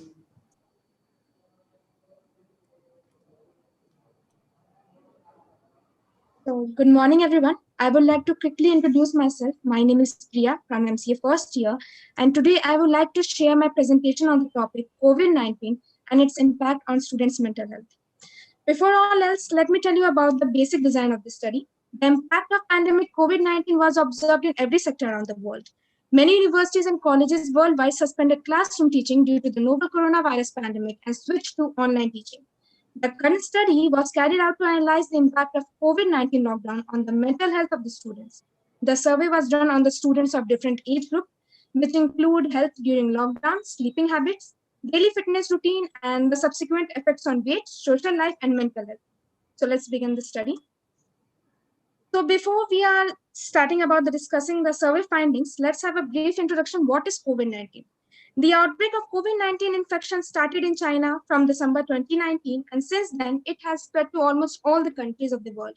In India, cases of COVID-19 started to rise by the second week of March 2020, and it went on increasing further. In view of this, the Prime Minister of India declared lockdown in the whole country, starting from midnight of March 25th, 2020. Lockdown is an emergency protocol, which basically means preventing public from moving from one area to another. Lockdown can have different psychological impacts in different age group as well. Children may feel restless as they may run out of the options to keep themselves engaged. Elderly may feel their movement has been restricted, and adults may feel burdened with household chores in the absence of housemates or servants. A survey from Science Direct, which is the secondary data, was taken where a total of 1,182 subjects from different educational institutes, including school, colleges, and universities in Delhi, participate in this survey. As you can see, from age 7 to 17, 303 participants, 18 to 22, 694, 23 to 59, 185. And the region of residence for Delhi was 728, and outside Delhi, 454. Further, respondents were asked about the change in the body weight within this period. 37% reported an increase in weight, 17% reported a decrease in weight, and 45% reported no change in weight. When asked whether they are satisfied with the utilization of time, the majority of respondents answered in no. Also, 70% of the respondents stated that they were socially connected with their family members. As we can see in this graph, which is compared to 100%, 91% suffer from stress, 81% from disappointment, 80% from loneliness, and 48% from financial setback. Another survey was taken from Active Minds, where self-care has been challenging for college students. 76% have trouble maintaining a routine, 73% struggle to get enough physical activity, and 63% find it challenging to stay connected with the others. Further, we proceed towards the side effect. In this study, our aim is to analyze the impact of the COVID-19 pandemic on the education, health, social life of the students and demonstrate results. The finding indicates that the time spent by the students on online classes did not comply with the guidelines issued by MHRD. Limited class interaction and inefficient timetable significantly affected the satisfaction level among students.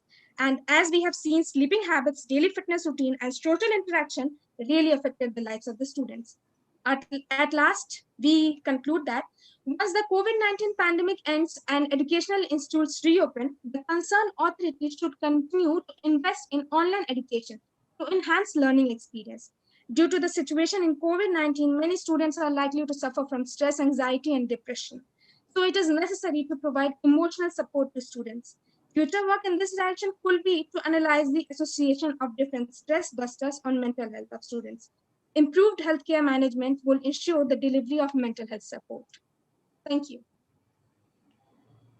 Yes, thank you, Priya, again for taking a very burning issue of this lockdown, impact of this COVID. Yes, sir. Yes, really, there are a lot many mental, even social problems now. Especially the students are facing as compared to old age people. Good. Yes. Thank you very much for your presentation. I think your area which you have selected is about Delhi and the outskirt of Delhi part, I think, no? Yes, sir. Delhi and outside. Outside. So I think your sample size was near about 1,000? 182. It was secondary data. 1,000? 182. 1,182. No, sir. 1,182. 1,000, yeah. Okay, Yes. that was sufficient. Yes. Okay, thank you very much. Thank you, sir. Thank you so much. Anish, are you there? Yes, Anish, yes, you can start sharing your screen. You have only 2 minutes. You have to wind up fast because we have 3-4 lined up, and we have to finish it by 12:30. Is it visible? Yes, it is visible. Good afternoon to everyone. I am Manish Kumar Rai from MCA second year. Here I am going to present my research paper on how digital marketing affects consumer behavior. I have done my research under the supervision of Dr. Saddadani. In this competitive market and technology advancement, the usage of internet rapidly increases, and it has shifted the traditional market to the digital marketing strategy. With the updated technology and increase in the usage of internet engagement, connectivity of consumer is increased day by day, as a result of which consumer behavior changed and organizations should understand the behavior of consumer. This research study analyzes that how impact of digital marketing on the consumer buying behavior. The digital marketing is the component of marketing that utilize digital media and platform to promote product and services. Through advertising, mass media and advertisement agencies dominated the market for over 30 years. And that's why companies try to influence the consumer decision through media channels. The main objective of this research paper is to identify the factors which influence and affect the buying behavior of the consumer. And we also have to analyze the buying behavior of the customer and try to understand how advertisement of online products and services help Indian marketers. In this study, we have gathered information from several studies and also utilized Google Form to send out a set of screening questions to more than 250 respondents. And the geographical limitation of this survey is that it is performed mainly in India. In my survey, the respondents are students, business people, working professionals, homemakers, and old age people. The next one is data analysis and interpretation, in which we have firstly categorized the survey in two parts. The first part is general information, in which we analyze the genders of respondents. As in chart first, were 40.5% are female and 59.5% are male. And in the second chart, we find out the occupation of the respondent, in which 59.5% are students, 23.8% are the professionals, 14.3% are the business related, and remains 2.4% are homemaker and old age people.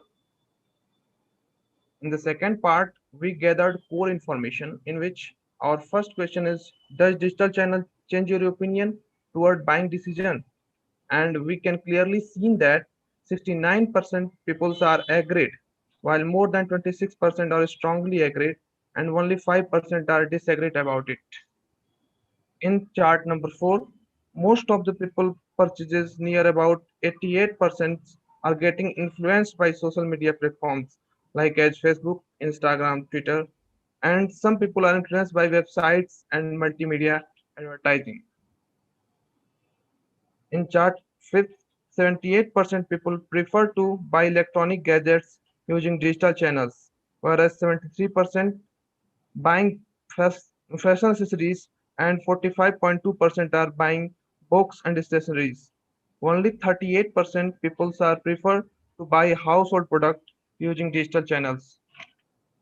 And last, the next one is our questions is, are you satisfied with the product not using digital channels? And in our chart, we've seen that 69% people are agreed with the products, 11.9% are strongly agreed, while 7.1% people are not satisfied with their online product. The findings of our study is to describe that which factors influence the people and how they take digital media in their day-to-day life. Our finding implicated that businessmen need to pay more attention to create awareness and increase the usage of digitalization. There is more need to promote campaigns, promotional campaigns, roadshow and workshop among customers. There are some references. Thank you. Yes, Anish, thank you for your presentation related to digital marketing. But your topic was, I think it was the impact of this digital marketing or how the digital marketing affect the consumer behavior, no? Yes, sir. So what you found? Have you found any change in the consumer behavior due to digital marketing?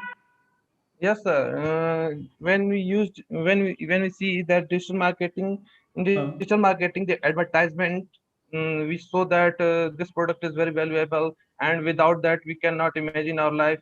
This type of advertisement they saw, and it may affect our mind and influence our minds toward the product. Achha. Okay, fine. Thank you. Thank you, sir. Thank you, Dushyant. Shubham, are you there? Sorry, Dushyant, are you there? Yes, ma'am. Okay, you can start your screen sharing.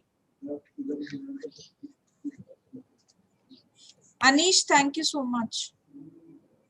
Thank you, ma'am. Ma'am, my screen is visible? Yes, it is visible. You can start. And you don't have much time. You have only 3 minutes. You have to finish it off. Yes, ma'am. Hello, everyone. Good afternoon, professors and my friends. My name is Dushyant Rajendra Suryanshi from MCA first year. And thanks for guidance of my mentor, Shika Dubey ma'am. Today, I am going to present research paper on artificial intelligence and machine learning application in smart production, progress, trends, and direction.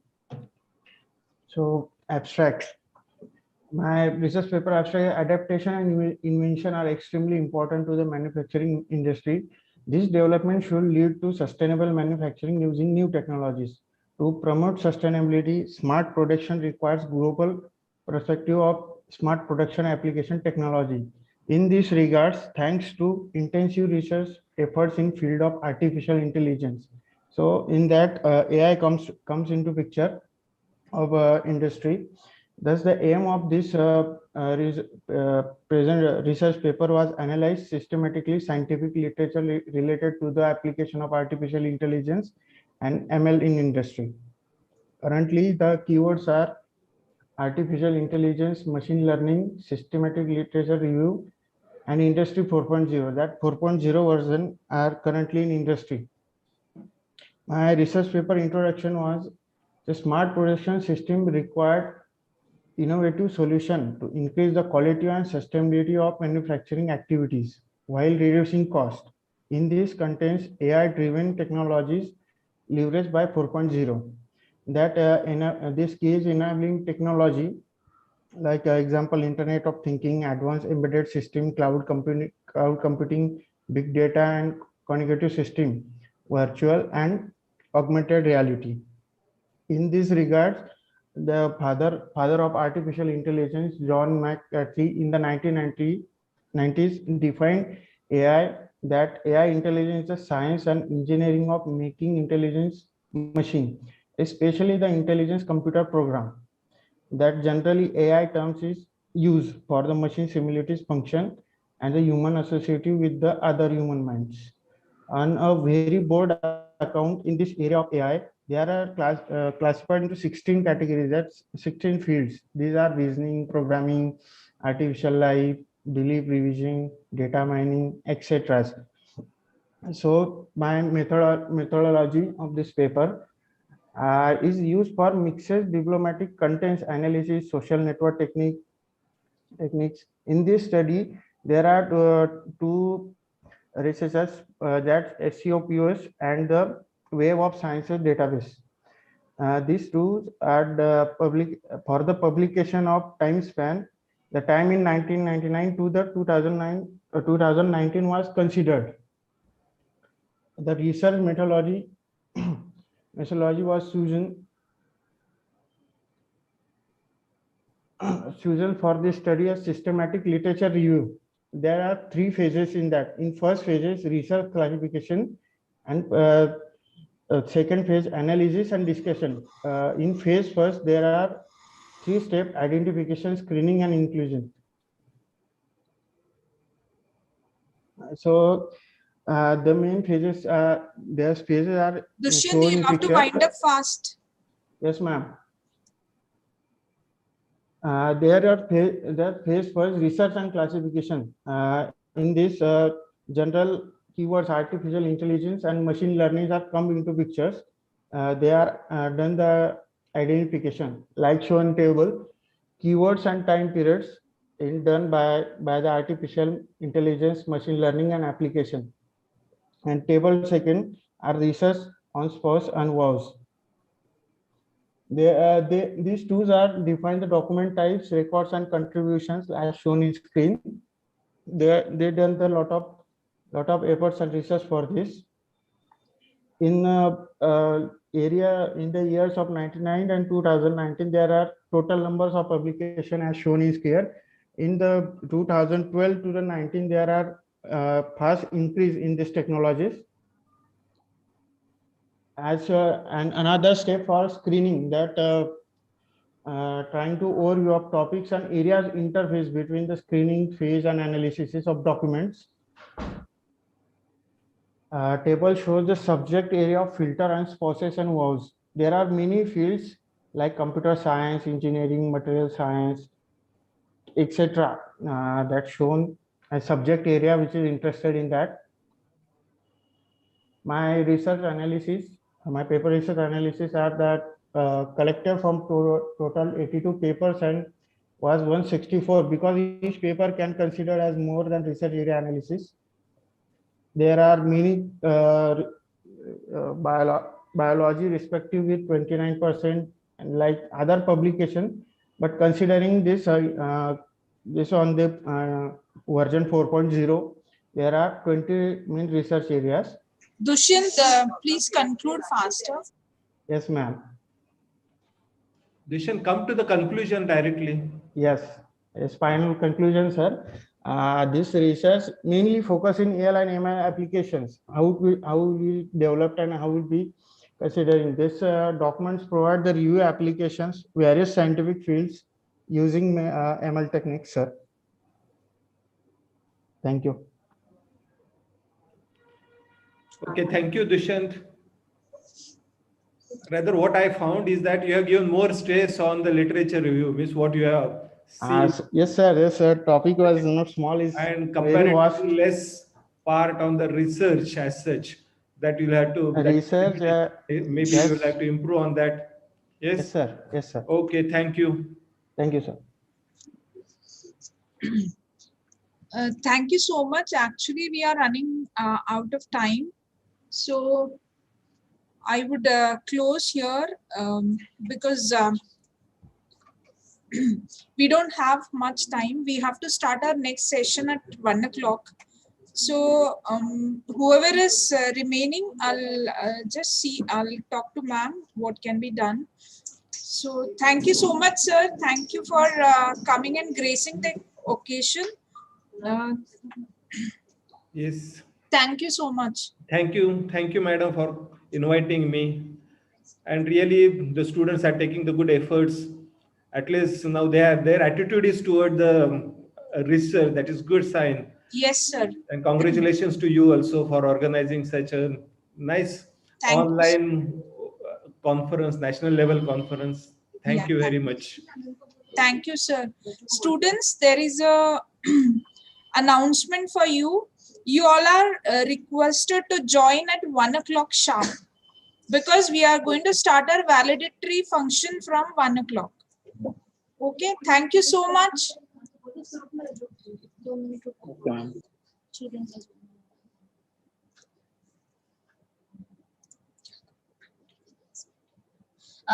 Dear students, there's one more announcement. The one who has remained with the presentation, please stay online. Rest can join back at 1 o'clock. We'll create a break room for the one who has left for the presentation.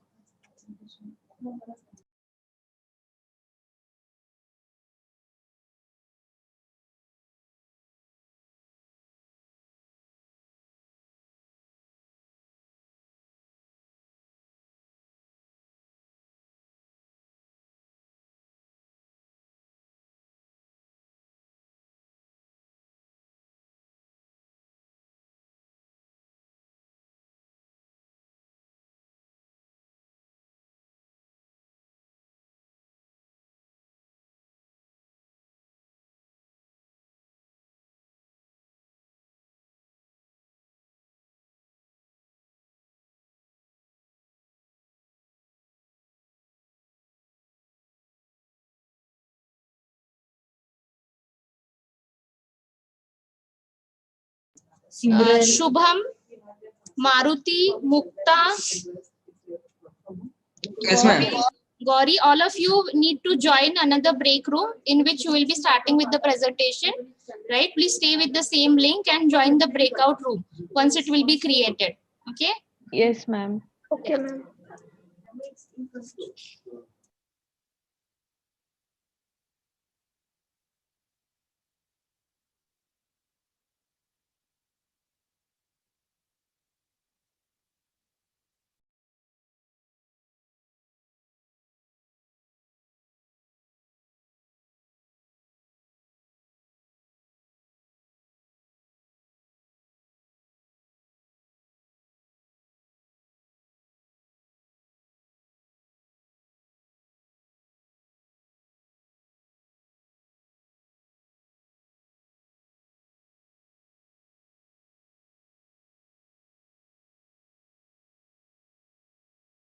अभी रुक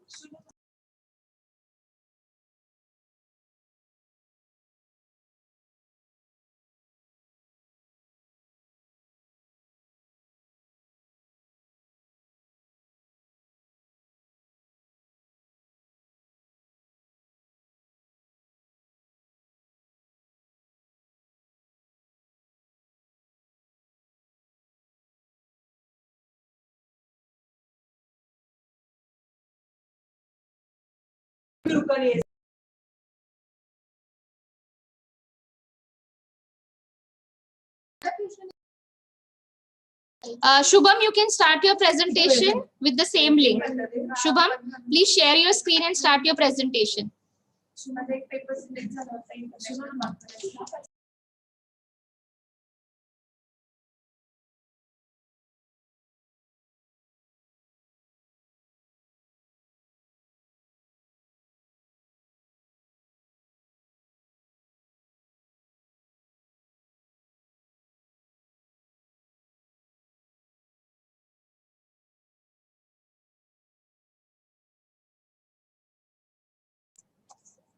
Mukta, are you ready with the presentation? You can start your presentation.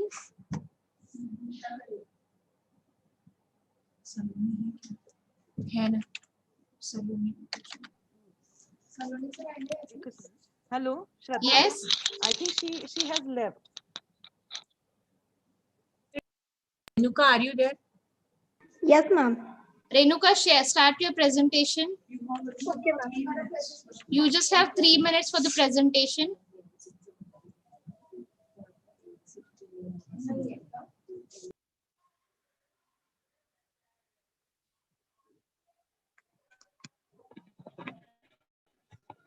Can I start, ma'am? Yes, Renuka, you can start. Good afternoon, all of you. I'm Renuka Kulkarni from MCA first year. First of all, thank you so much for giving me this opportunity. Now, I would like to present my research paper on COVID-19 and its impact on Indian economy. So this is the abstract. This is the abstract on the research paper. First of all, what is COVID-19? In short, COVID-19 is a disease by a new strain of coronavirus called SARS-CoV-2. Second one is WHO declared COVID-19 a pandemic. March 12, 2020 was the day that the world witnessed WHO declared the COVID-19 a pandemic, and to this day, this deadly outbreak is ravaging all over world. Impact of COVID-19 on Indian economy. COVID-19 has had adverse impact on most of the sectors of Indian economy like demand front, financial market, supply front, international trades. The policy of government in this regard, at this junction, it is necessary to provide support to Indian industry and Indian economy by the Indian government and RBI and work towards rebuilding Indian economy. In this slide about introduction, coronavirus was first reported in Wuhan, China in December 2019. Let us first consider what coronavirus is. COVID is a large group of virus that creates illness in ranges from the common cold to more severe diseases like severe acute respiratory syndrome and Middle East respiratory syndrome. In this research paper, I will describe the impact of COVID-19 on the Indian economy. In simple words, I can express that liquidity expected to reduce as the borrowing cost in real terms will be increased through RBI is continuously making an efforts to soften interest rates. The focus and stress of government will be to meet out the hyper demand for necessity goods. In contrast, business owner of luxurious and comfortable goods will stress on covering their outstanding money amount due to divorce. Main objective of my research paper is to focus on the impact of a pandemic or different sectors of the economy that reflect the need for policy intervention. Research methodology. This part of the research furnishes the research methodology used in this study. This study considered December 2019 to May 2020 as its study period. The review uses secondary data.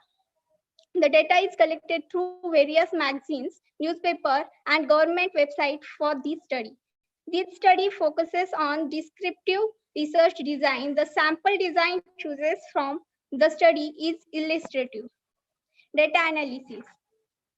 The impact of COVID-19 on Indian economy. This pandemic has created new issue for the Indian economy. Coming to the diagram, the given pie diagram shows impact on different sectors. As you can see, blue color shows banking sector, debt, public deposit in banks. In the orange color shows non-banking finance company, debt, public deposit in NBFC. In green color shows the energy power sector debt. And the last one is yellow color shows the steel, telephony, and manufacturing sectors debt. Total that is $2.04 trillion. And second diagram shows the positive and negative impact of COVID-19. Positive impact of COVID-19 is normal monsoon, inflation to declare it, lower oil prices. And the negative impact of COVID-19 is uncertainty in the new normal, if export in trouble, reduction in aggregate demand, rural economy under pressure, and growth should slow down to worsen. So I would like to conclude my presentation with these key points. This is high time to reset everything as the world has become standstill for a few months due to the outbreak of COVID-19. We all are allowed to rethink, redesign, and restructure everything. If we involve in doing the right things, we may be able to fix challenges in new platforms that can face and bear humankind's environmental damage. Maybe it pollution, self-centered growth in inequality, or concentration of economic power and wealth. I think the most significant point is that we must ensure that and make the best of efforts that this black phase of life should never come with all of us again. I am sure that humankind has never taken lesson and wisdom from history. Let's hope to be better, healthy, safe, prosperous, and of course, sustainable future ahead. Thank you. A very nice presentation, Renuka. Congratulations, a very nice research that you have done. Thank you, ma'am. Mukta, be ready with the presentation. Yes, ma'am.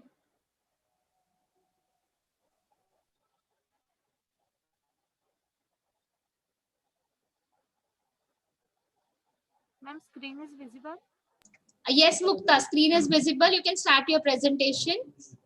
And Maruti, you can join breakout room and start your presentation there. So Mukta, this will be the final presentation on this platform. Okay, Mukta, start your presentation. Okay, ma'am. Good afternoon, everyone. I am Mukta Lokpure from MCA second year and a student of DYPIMR. Today, the topic of my presentation is impact of COVID-19 on telecom industry. First of all, thank you for my guidance, Dr. Rupal Chaudhary ma'am. Now I am going to talk about introduction. The telecommunication industry of India is one of the vast and leading industry in the world, connecting different parts of the country through various modes like telecom, radio, television, satellite, and internet. The effect of COVID-19 are being felt around the world and are having a significant impact on the telecom subsector as increasing number of countries impose restriction on movement. People are spending more time at home for work and easier and using vastly a higher amount of data. Let's move to second research objective here to study the impact of COVID-19 on telecom industry in India and to study the challenges faced by customer. Then research methodology. This paper based on secondary data collected from various online resources like website, government report, research journal, new article, and then challenges faced by telecom industry during COVID-19. There is various challenges faced by telecom industry like network increasing, security, upgradation. Then opportunities. Companies should explore the potential business opportunities here like higher bandwidth broadband, tower sharing, IoT. In higher bandwidth broadband, India aims to accelerate development of next generation equipment, ultra high broadband infrastructure with 100% coverage of 10 Gbps across urban India and 1 Gbps across rural India as per part of 5G mission. Tower sharing. Creating separate tower companies has helped telecom companies lower operating cost and improve the capital structure. IoT stands for Internet of Things. The Indian government is planned to develop 100% smart city project, 100 mass smart city project where IoT will play a vital role in development of those cities. This is all 17 technology, media and telecom sector like IT service, consumer electronics, advertising, component makers, etc. Then conclusion, telecom are continuously adapting to the change caused due to COVID-19 crisis, being the sole distributor of internet infrastructure to other industry verticals. Telecom operators have made several abandonment in their operations and offering to serve their customer in the better way. Through the coronavirus pandemic brought in several challenges, initiative taken by the telecom is surely going to retain their business partnership and customer for the long term. That should lead to an increase in telecom revenues during the COVID-19 pandemic and thereafter when life returned to normal. Thank you, ma'am. Thank you, Mukta. It was very nice presentation and nice topic as well. It's a kind request to all the participants to join sharp at 1 p.m. for the validatory function. We are ending with the morning session. We request you to join sharp at 1 p.m. for the validatory session. Thank you, everyone.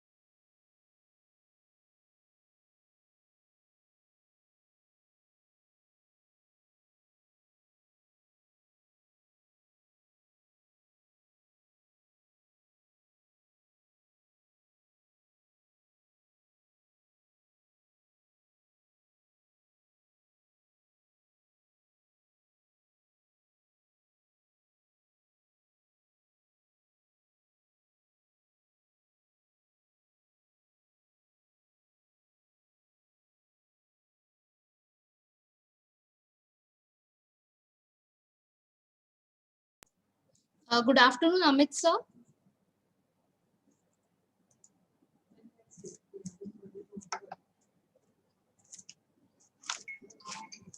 Good afternoon, Amit sir.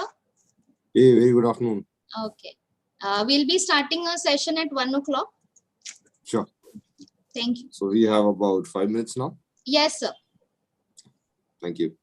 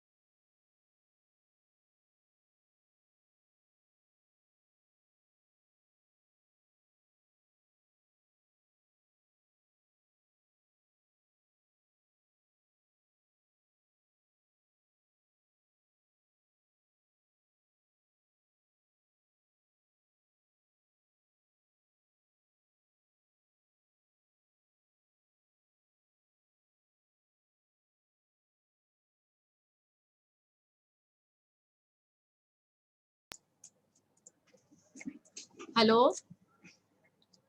Hi, Amit. Hello. Hey, hi there. Hi, good afternoon. How are you? Very, very good afternoon. I hope. Hope you guys can hear me, see me. Yes, yes, clearly. clearly. Hi, Priya. Hi. Sir, if you want to share any PPT from your end, you can share it. The right is already given. Sure. Thank you so much. Most probably it will be me myself for PPTs. What's the time over there? It's about 3:30 a.m. 3:30 a.m. My God. Okay. Hope everything is fine. Yeah, it's all good. Hope you guys are doing great. Yes. Yes. We are eagerly waiting to listen you. Okay, good. Thanks. Let me know when to start, and then I can make a head start. Sure, sure.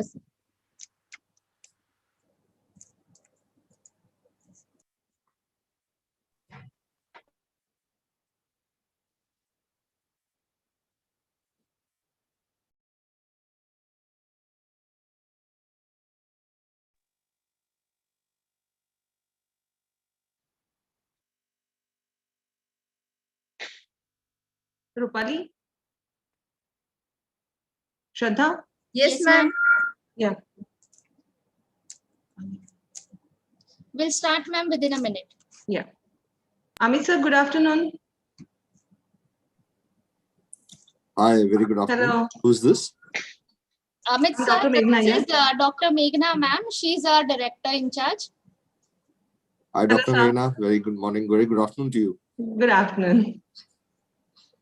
Ma'am, it's 3 a.m. over there. Oh, really? Thanks a lot, Amit sir. So good of you that you have joined, and it's such a time difference, and you're awake at 3 a.m. No problems. Actually, It's a Shriji pleasure. and I are friends, so I know her very well. आपसे कभी मिली नहीं मैं.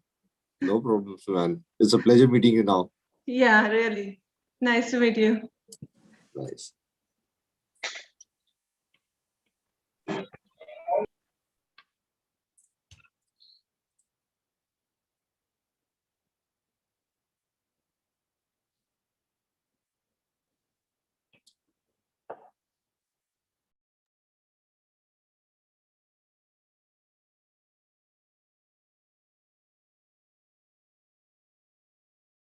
Ma'am, shall we start? Yeah, Shraddha, you can start.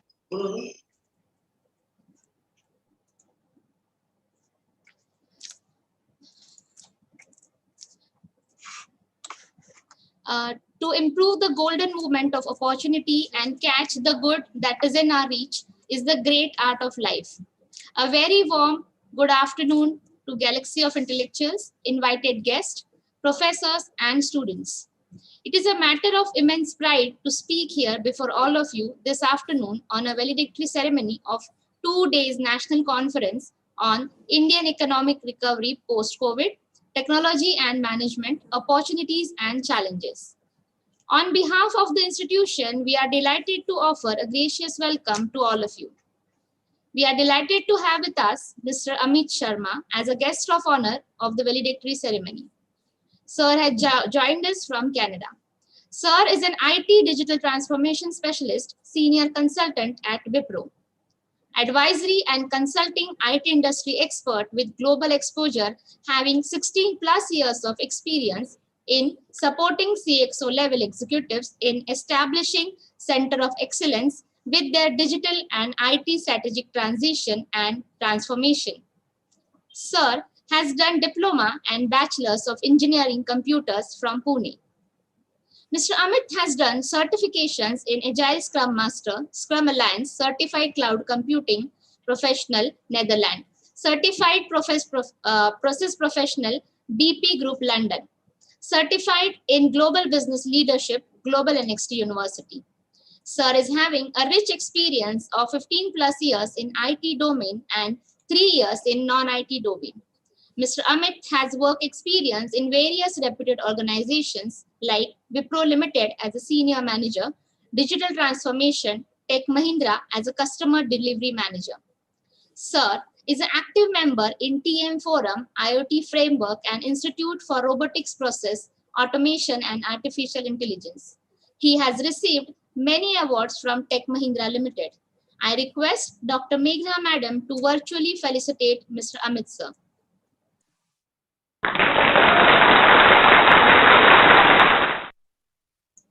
Thank you, ma'am. Thank you, sir. We welcome you, sir, once again on behalf of DYPIMR. I request you to kindly share your valuable inputs with us. Thank you so much. And thank you, Dr. Meghna. It's a pleasure being here. I thought out of the 1 hour that I'm going to speak, at least I'll spend about 5 minutes introducing myself. But it seems you've introduced me well. Thank you so much for that. So basically, I am here to speak about the agenda for today's talk for me is about IoT and how Internet of Things has helped the Indian economy recover post COVID-19. And I have picked up a sweet subject around it. Before we go there, it's very important that I could hear a lot of students speak about a lot of technologies, a lot of good things that they have researched and discovered. I think the most important thing while we do all of this is it's important that we think what these technologies bring to the universe, what it brings to our planet Earth, what it brings to my country, my state, my city, and then what is it good for me myself? Otherwise, what good is this having all the technology, all the things that we just speak of? It should be for the well-being of the human race, well-being for the planet Earth. And now that we are exploring the universe, we've reached Mars. How are these technologies actually helping us? So basically, I would be quickly speaking on one special technology that everyone is running around, and it's bringing up a huge change in the world around us. It's called IoT, Internet of Things, and I would urge you to just make notes. If you have any queries, I'll keep a last 5-10 minutes session. If you can ask me those questions and I could answer. If I'm not able to answer, I'll make sure I'll get back to you and answer you those. So I hope I'm loud and clear to all of you. And we'll start off from there. Am I audible to you guys? Yes, sir. Yes, sir. You're clearly audible. Yes, sir. Okay, fantastic. Thank you so much, guys. Okay, so let's start. No presentations for you guys. We'll keep it very interactive, okay? Most probably I'll be the one who would be speaking the most, and then you guys on the receiving end. But just in case you would want to make it interactive, have anything, do let me know. So as we say Internet of Things, let's define what this technology is. What does it really do? So just imagine a human being without the 5 senses, what it would be. We would just be a dumb thing sitting in there, right? But as soon as I start putting in sensors to you or senses to you, you start becoming a intelligent being. So for example, just imagine you don't have any of these senses. You don't have hearing sense, you don't have a sight, you can't talk, you don't have a touch feeling. So you're just there, right? You're just a dumb thing. But as soon as I start putting you a sense into yourself, like for example, I put a hearing sense, suddenly you can hear things. I start putting in a mouth to you, you can start talking. I put up a skin to you where I can touch, you can feel the touch. I put a sight, you can see. So with all these combination of senses, you start becoming smart. And that's what, people in technology thought, that let's make dumb things smart. So for example, you're sitting on a table or a chair, right? It's a dumb thing because it doesn't have anything to sense. So as soon as I put a sensor on it, it becomes smart. So for example, if you're sitting on a chair, I put a weight sensor to it and I can communicate to that chair. The chair suddenly becomes smart. It lets me know that there is a passenger sitting on the seat and he's not wearing a seat belt. So I give an indication in the car beeping that the passenger is not wearing a seat belt, because the seat has become intelligent by understanding or putting in a sensor that there is a weight on it and there is no seat belt locked into it. So, suddenly that seat becomes smart. So this is how we start making things smart. And this is what actually called things, when things real, anything, I could take any dumb thing, put a sensor around it, start communicating to it, and it starts communicating back to me. It becomes a thing. Now, if I put this same thing onto the internet, it becomes Internet of Things. That's called IoT, So I'm just trying to define IoT, and then we'll go to a scenario where how IoT could help in COVID-19 situations, and what is it really done for the Indian economy. Um, let's say if I put up a table on the with a sensor, and the sensor is a site sensor, and there is a student who is giving an exam. I can suddenly monitor that person remotely over the air, over the internet, and I can start understanding that this guy is what is it doing, what is it not doing. But then I have to monitor it as a human being. So what IoT has done is it's gone one step ahead, where they have put in machine learning, where the machine tries to understand the pattern of what that table is really doing by gathering the data from the set of the sensor. And then they have put artificial intelligence about it. So, if I have gained the knowledge, I put intelligence over it. So, for example, over a certain time I see, it behaves in a certain manner, I certainly know it is going to be a certain output. So artificial intelligence and machine learning go hand in hand. The basic important thing is to have an IoT, and to have an IoT, it's very important to have a sensor. So anything that's a dumb thing, if you put in a sensor, we can make it smart. We could put it over internet. Once it is over the internet, it keeps sharing data with me. Once I have data, I put in machine learning over it. Once I put machine learning over it, I can make artificial intelligence. Now, what artificial intelligence really does mean is it should give a probability to me which is 80% and above. Otherwise, it doesn't make sense. So, for example, I have a huge set of data, and I run my machine learning over it, and then my artificial intelligence say there is an 80% probability that this might happen. Then it is an intelligent thing for me. If it gives me a probability of 50%, then it's actually not intelligent, right? It's giving me a probability either it could happen this way or that way. So that isn't going to help me much. So that's about IoT and how machine learning and artificial intelligence are built around it. And what today I'm going to do is talk about how this technology is actually helping the Indian farmers in a big way. So post COVID, we had a project which we had to do with the farming company. I am into non-disclosure agreement, so I would not be able to disclose the company's name, or I would not be able to disclose the area of the farming area that we have done this work. But I would certainly like to let you know that it was very successful, and I'll let you know what happened. So see, these technologies, when they evolve, they have a reason behind it, and the reason is there are challenges that we have all seen. And I would urge all of you, like being youngsters coming out of these beautiful universities and colleges, it's very important you all guys look around, see uh, what challenges are being faced around. Are there solutions around it? Can I build a solution around it? Is the solution that I'm going to give, is it simple? Does it make sense? Is it viable, economical?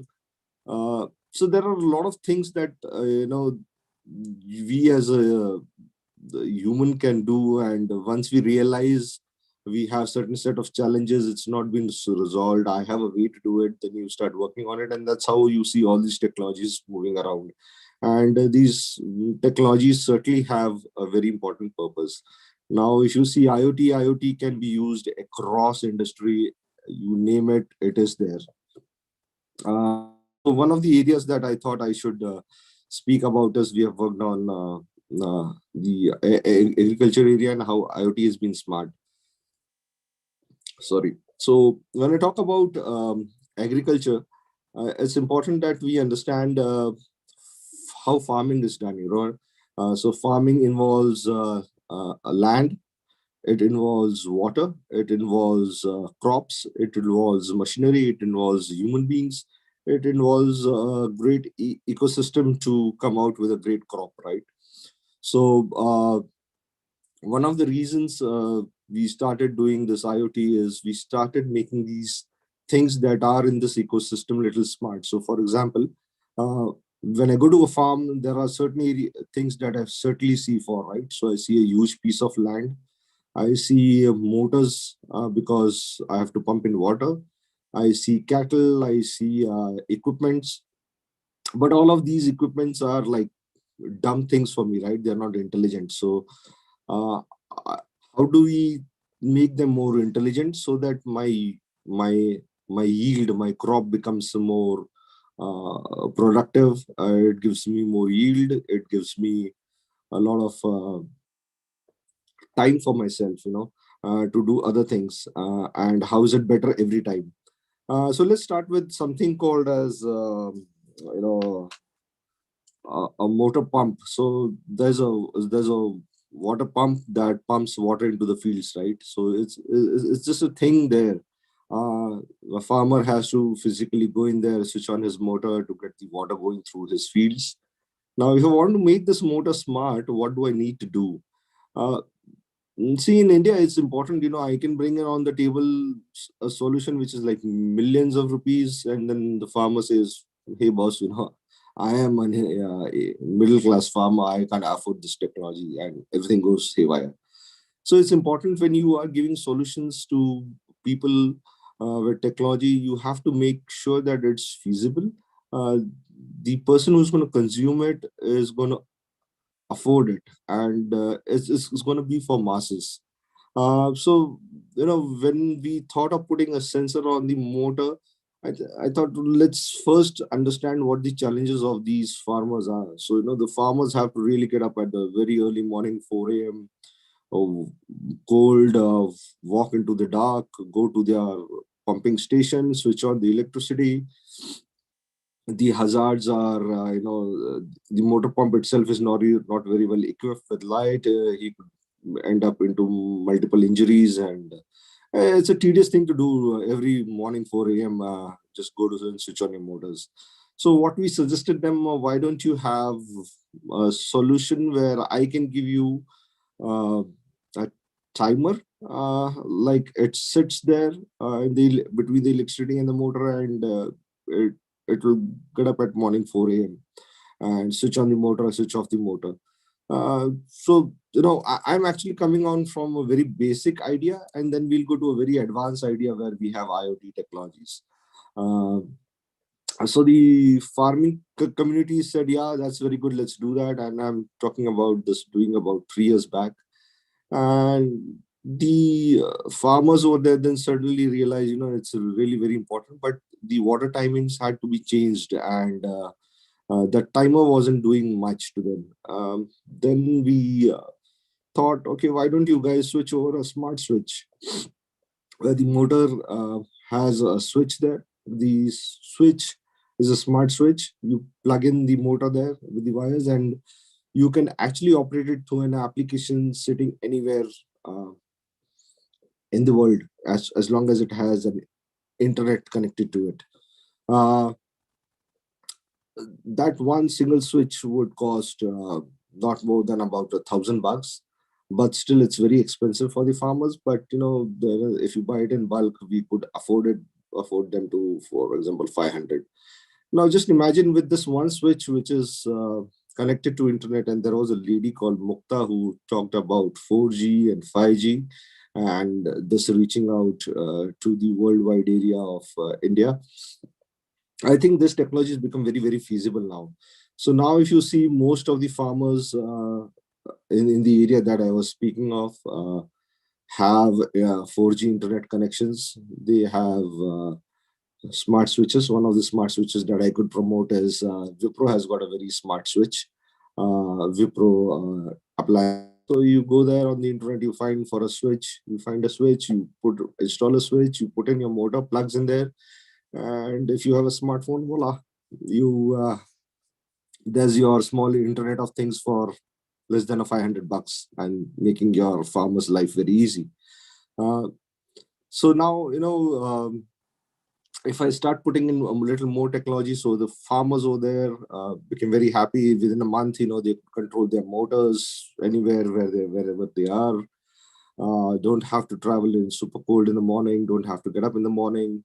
With a single app, they can, time the switch. They could do a lot of things, and they're extremely happy with that.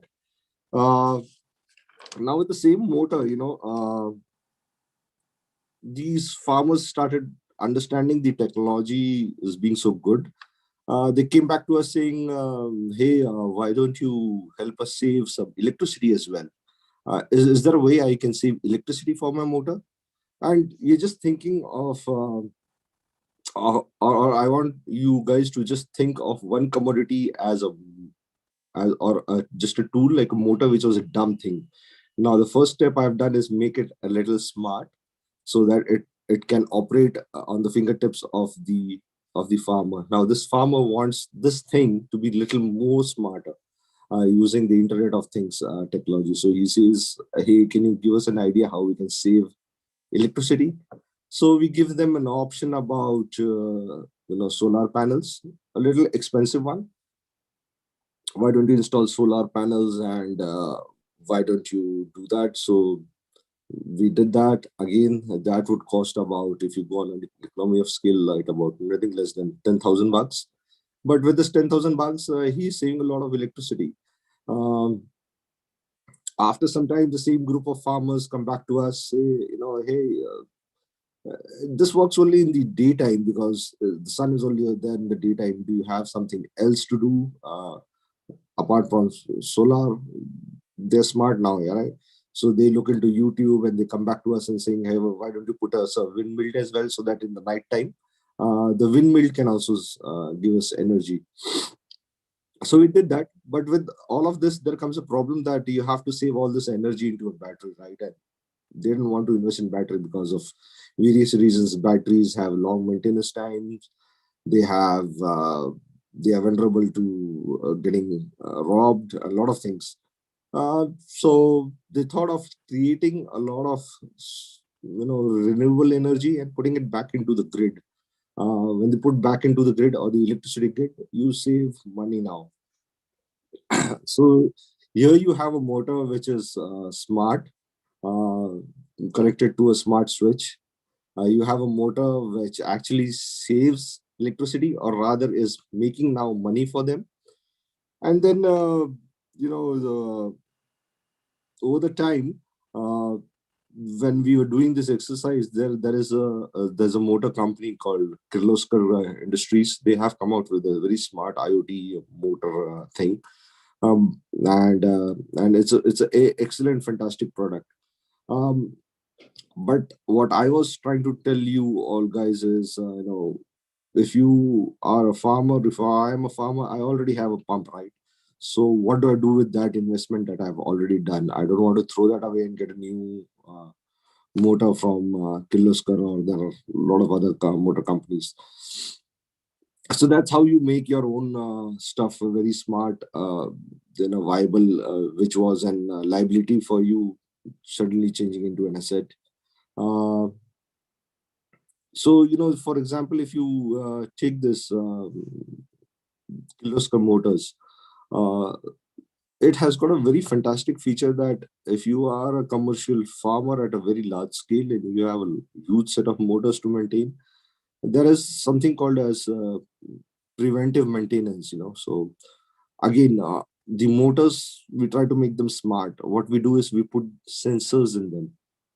When we put sensors in them, the sensors not only do the electricity management, but it sits on the motor, and when the motor is working, it vibrates. So with the certain vibration patterns, we get to know, maybe after a certain pattern coming out, the motor bush is probably going to get down or not work or give heavy maintenance or just blast out maybe 10 days from now. Now how have I done that? With the same example that I have given you, I put a sensor in it. The sensor is gathering data for me, I have put a machine learning, which does a lot of pattern and understanding analysis. And if I understand there is a certain kind of a vibration that comes out of the motor, it gives a probability to me that 90% of the time the bush is going to go away. Now, what do I do is with the artificial intelligence, I put this back to my field engineers who are at the field to maintain the motors. These field engineers quickly get a notification that, hey, Mr. Sharma's field in XYZ area, motor number 5 is behaving a little weird. And there are probability of the motor bush going out in about 5 weeks from now. Why don't we get it replaced so that the motor doesn't get down and there's a certain area of farm that doesn't get affected because of no water coming in. So this is preventive maintenance, proactive preventive maintenance. So the field engineer can go to the field, check, and he could get to know, yes, that's true. And how artificial intelligence not only helps here, artificial intelligence would also quickly go and check the SAP systems of or any other system that the company is running to see, is there a spare bush available in the stock? If it is available, it will automatically allocate it to the field engineer, Mr. XYZ, and the field engineer from there would quickly pick up the bush, get it replaced. If it is not there in the stock, it will make sure that it talks to the supplier SAP systems and place the order. This is all happening autonomously. There's no human intervention here. This all through the artificial intelligence. It's just the last leg mile where the field engineer has to go and fix it. So that's how you make one small instrument that is in the field. That's a motor, very smart, right from a very simple technology where you could invest about 500 to $1,000 to make it smart through smart plug to make it very, very. So if you are dealing with a farmer who is a large commercial farmer, do that. Give him the other benefits of preventive maintenance and things like that. So that's all I have on the motor. Then there are things that you could do on land. So you could put in sensors in land, see to it that those sensors also have various goals and various tasks to do. So for example, your ear, right? Your ear is just used to listen, it cannot talk. Your mouth, it can talk, it cannot listen. Your eyesight, it can see, but it cannot talk. But if you put all the sensors together, boss, you could make a super good intelligent system. So in the same way, when you put a sensor in the land, the sensor understands the land is getting dry. It gives a signal back to the motor saying, hey boss, land parcel area, which is about half a mile from here is getting dry. Why don't you switch on the motor and a certain motor that sends the water over there. So that's how two sensors are now talking. So we have land sensor, which could gauge the land is getting dry, tell the motor to automatically switch on without an intervention of a human. The motor switches on, the water reaches there. There could be sensor in the land which could say, hey, my fertility is going down. It orders the fertile company or the farmer. It just tells the farmer, my fertility is going down. You must put in a little fertilizer here. A lot of things. So that's how, the farmers in that area have really, really become smart. They are coming to an area where they are automized to 80%, where every time they think of what is the challenge that I have, how can I bring this challenge to the table, they're smart. They themselves do a lot of YouTubing, go onto the internet, understand things. And once you understand there is a challenge and this is the challenge, there could be numerous solutions to it. It's very important you understand the challenge, and then according to your capability of getting that solution done, you might get numerous solutions. You might get a solution which is $1 billion solution, or you can get a solution which is about $500. So it really depends how do you want to do it. And the farmers have slowly started coming out of the really hardships in that area, and I'm really happy that I, being one of the part of digital solutions, I'm one of their solution partners. We discuss the challenges, we discuss what solution suits them the best. We do a small proof of concept with them. We work with a lot of product vendors to see that how it is done. So I come from a company called Wipro now. So Wipro is basically a system integrator. So we are like tailors. So you get me the cloth and you get me the material and I'll stitch it up for you. That's what we do. We are basically consultants, solutions. We don't produce any products, but if you get us products, we'll see to it that these products work fantastically with each other and give you the right set of results. So there are a lot of other things. If you go onto the internet, you would see how Internet of Things is really helping. You just do a YouTube about IoT in farming, you'll see crazy ideas. But like, as I said, it's really important you understand, is this feasible for me? So for example, I could say this name, there is in Kashmir, there are very rich apple farmers, and in the season when the apples are up there, it's very difficult to actually field out every apple on the tree. Just to give you a perspective, if you know of, if it is an apple season and apples are coming up on the tree, it's humanly impossible to cultivate all these fruits out of the tree. So you would say about 20% of apples are just left unattended. And that's a huge amount, right? It could fill up a lot of people, and it's a loss to the farmers. So you now have machines who can like drones, who can actually capture the photographs over the field, tell you which tree bears how much of yield. You can send in machines there who can actually farm it out for you, because it becomes really challenging at times in Kashmir where you are short of labor to do that. So the farmers have become really innovative. They know what challenges they have. They just want to reach out to people who can help them do that, and we are here to do that. So that's about how IoT as in technology is really helping humans, planet Earth. Specifically, I've taken an example of farming. There are other domains where it could certainly help, and you as students, when you're coming out, again, as I said, it's very important. You look around, you see what challenges are being faced, and what can I bring to the table to resolve this.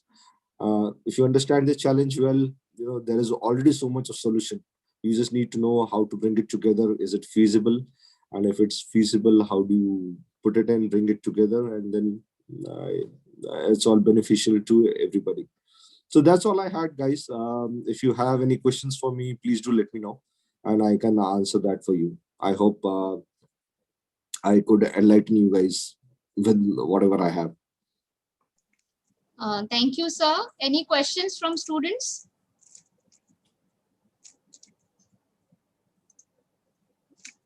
You can post your questions in the chat box.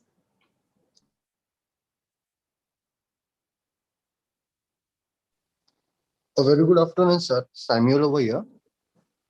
Hi, Samuel. Sir, actually, I had a question that AI will be a cause of unemployment. It is a cause of unemployment at one area and unemployment for other area. Okay, so to give you an example, now, when we go with these solutions to the farmers, he says, boss, why do I need to invest so much in these technologies? I have a labor who can do that in half the price. Why do I need to bring these technologies to me? It's because, I don't want that labor to do that work. I want that labor to get more educated and do something better. So artificial intelligence is going to bring a lot of or cut down on a lot of the workforce, but that same workforce can be used somewhere else to do something much better in life. So that's what I have seen when I work with farmers. The first thing that they come onto their mind, why should I do all this? I have a labor who can go and do that for me. But do I want that labor to do that all his life? I want to enhance his life, right? I want him to, instead of coming 4 a.m. in the morning to switch on a pump, I would say, boss, it's intelligent now. In the 4 a.m., you can go do some exercise or study something, do something else in life, make your life more better. So to answer your question, yeah, it does cut off a lot of workforce, but then the same workforce can be used somewhere else to do something much better, enhance your life. Yes, sir. Thank you so much, sir. Yeah. I got a question from Chandra, but I just got off my screen. So there's one question in the chat box. I'll read it for you. So you explained an application of AI, lot of agricultures very well. So how lot can be implemented in management with the help of AI? Okay. It's IoT. Sir, sorry to interrupt you, but it's IoT. I'm sorry. Your voice is not clear. It's IoT. IoT. Okay. Okay. If you don't mind, can you repeat that question for me? I just wanted to know that IoT can be implemented in, like you explained the application of IoT in agriculture, right? So how IoT can be implemented specifically in management if we are teaching to our students. So from teaching perspective, how can, what examples we can put in front of them? Okay. So that's a very good thing. And I think, so IoT, when I talk about IoT, I talk about sensors, I talk about data, and I talk about artificial intelligence, right? So when you are into management as an MBA student, it's very important you analyze the data right. The machine is going to do that, but then as an MBA student, it's very important I analyze things in the right way. When I analyze, I have to do a lot of presentation about in graphs, understand those graphs, what those graphs really mean to me or to the management. So for example, if you're working for a fertilizer company and you are an MBA and you are being asked to say, hey, Mr. Sharma, how much is the sales of our fertilizer and how can we increase the sales of this fertilizer? So if you are an MBA sales or finance, you should know this. And see, as an MBA, we spend a lot of time gathering data, doing our homework, analyzing, and at the end of the day, we come up just one pie graph or bar graph saying, hey, sir, this is what has come out of it. So we do actually do a lot of legwork. So all this legwork can be taken away once you have a data in your place. So as an MBA student, you have the data right in there. You put a Google Analytics over it. You put so many analytics engine over. You get so many results, and then you can go back to your management and say, hey, Mr. Management, this is what I've studied, and this is the way we should do it. So just imagine if you are a fertilizer company and you're giving sensors to put into the land to the farmers free of cost. So it might, for the farmer, it's a free of cost, but for you, when that guy's land is going to go out of fertile, because the data is coming to you as well, right? You could see how the sales can be increased. You can do a lot of things. I can just imagine for now this, but as an MBA student, you can do a lot around it. If you are from finance, sales, or analytics, this is how it could help. I hope I tried to answer your question. Sir, I can also ask a question. Yeah, please. Sir, don't you think that AI is overhyped in specific? I'm not telling that it is overhyped at all, but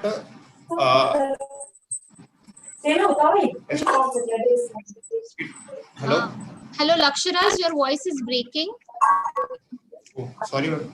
Now it's your voice is breaking, so you can ask your question. Ma'am, now it's audible. Yes. Sheetal, please mute yourself. Yes, Laksharaj, you can ask. Yeah, yes, ma'am. So, sir, we know that it has an implementation specific problem, but all in all, can it match human intelligence? Like, can it particularly replace human intelligence? Okay, a very good question on AI. So, everything can be overhyped. You actually need to understand what is that I'm trying to solve. So like Einstein said, if you beat anything enough, it will tell you what you want it to be. So yes, artificial intelligence at the time is not matching up to the human intelligence, or you could say it's not emotional. It is intelligent, but it's not emotional. Emotions is something that come out of humans. It cannot come out of machines as of now. I don't know the future. But as I told you, artificial intelligence only makes sense if it can give you a probability which is 80% and above. So for example, let's take a stock market example. So I have an artificial intelligence, it's done all the machine learning and everything. And it would just say, for example, this is an example, okay? I don't want to name any company, so I'm using DYPIMR. So it would say DYPIMR shares is going to increase by 20%, and the probability of that happening is just 20%. It doesn't make sense, right? If it is giving me 20% probability of the DYPIMR shares going up 20%, it doesn't make sense to me. It should tell me, I'm 80% sure that DYPIMR shares are going to go up. Then it makes sense to me to take that risk. I think artificial intelligence is reaching there, and it's very important. So it's very important that we understand that artificial intelligence gives me at least 80% probability of that thing happening. And what is that thing that I'm looking out for? So I should have that end goal in mind. Otherwise, it really not makes sense. And as you rightly said, then it looks like a hype thing. So two very important things. I should know what that artificial intelligence should do for me. And second of all, it should give me that probability. So again, going back to an example, when we are trying to implement this in the motors company.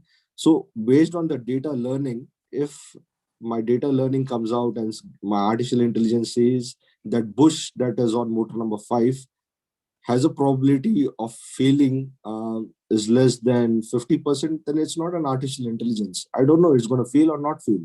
So what kind of intelligence it is? But it gets back to me saying, I am sure by 80% it is going to go off, then makes sense to me. I hope I've tried to answer your question. Yes, sir. Thank you, sir. Don't try to ask any cross question. When I was a student, I was the guy who everybody wanted to run away because I had so many questions. Hello. Hi, sir. Good afternoon, sir. Yeah, hi, good afternoon. Aditya this side. So, Hi, sir, Aditya. you talked about agricultural sector and how you. So, I'm sure this hardware cost pretty expensive, right? So, how do you really manage to provide such cost-friendly gadgets to farmers in agriculture sector? Yeah, Also, my second question is, if you consider another sector, for example, like industrial work, there are many great advancements being done there, but on other side, there are also concerns over breach of privacy, right? So how do we really tackle that? Okay. Good questions, guys. Thank you so much. So first is, how do I make things economical? So, me being one from the IT guy, when we are doing this project, again, for a very big company on a commercial farming, the first thing is you reach out to farmers. Farmers would say, boss, who's going to invest about $1 million? Sorry to speak in Hindi. They say, I'm starving here. My crop is an issue. I am myself in so much of issues. I have so many things to deal around. Don't stress me out with another technology. And so you have to invest in them. Tell them, I'm going to give you something which is about just $500, and that $500 is the smart switch that I told of. So if you go to Wipro appliances or any other appliances, you get a smart switch, right? You just put that switch in. It has 4G, 5G into it. Put a SIM in there, and then you can control that switch from anywhere in the world. So that's. But you have to initially invest it as a proof of concept to that farmer to tell him, this really works. There are a lot of companies that do that for free. It's not that it is free, but they have a larger agenda in behind. So to give you an answer, it's very, very important that any solution that you give, you should know your end customer. You should know if he's going to afford it.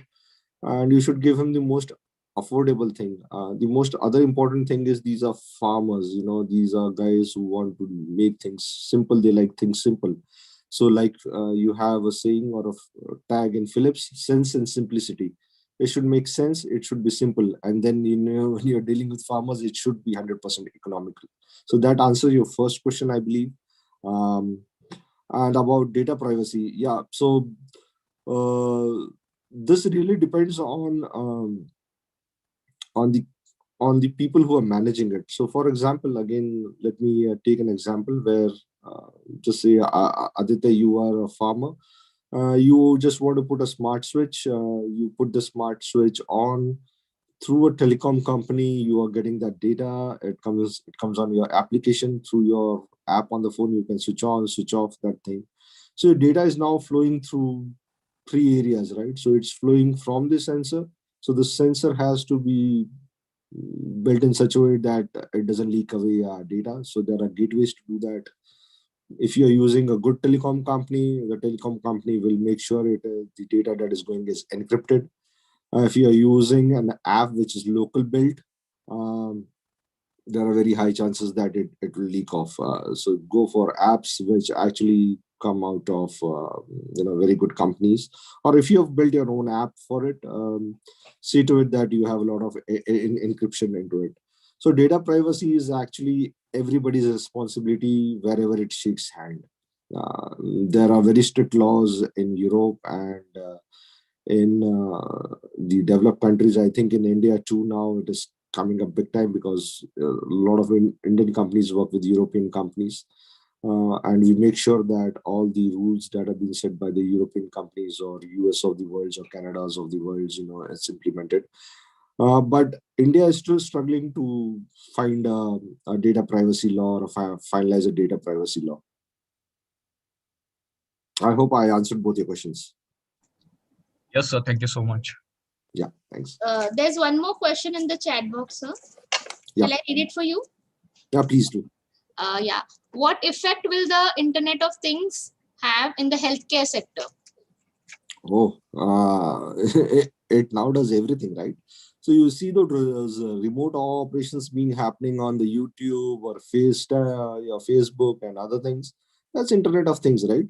That thing over there is a dumb thing, and it's been controlled over. Just for an example, a surgeon in somewhere in Chennai who cannot come to Pune, but he gets connected over 4G, 5G, and there it is. He's controlling things from there. So that's IoT. The smartwatch, it captures my health data, gives me how much my heart rate is, am I exercising well, is my breath intake output good. So that's again one technology. So that's a wearable technology. Numerous applications that you can think of IoT being in healthcare.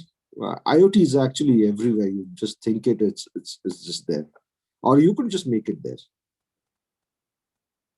For example, I'll give you an example of an IoT that came out of hospital, which was like very silly. This was, for a hospital in the US for mentally retarded or mentally differently enabled people.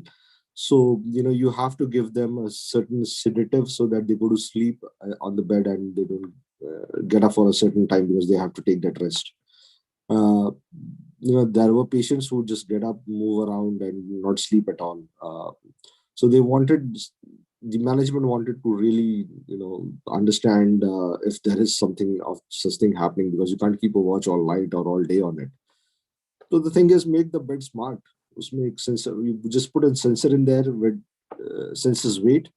So if the patient is sleeping on the bed will not make an alarm. As soon as the patient gets up off the bed and just moves around, it gives an alarm. So we did that solution. So that came out of my mind. Very simple solution. And the hospital was a charitable run hospital. It didn't want to spend a lot of money. We just gave them sensors. We just integrated it to their dashboard into central monitoring system. And there it was.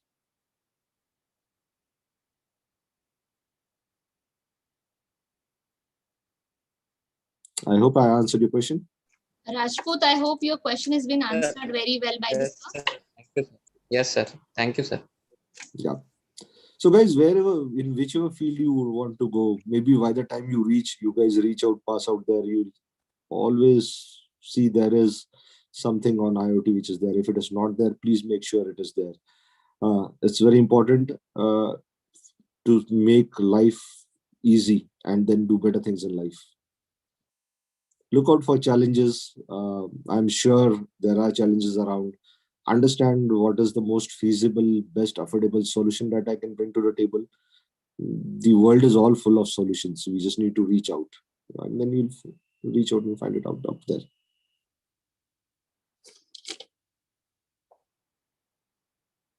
Any other questions that come to your minds, guys?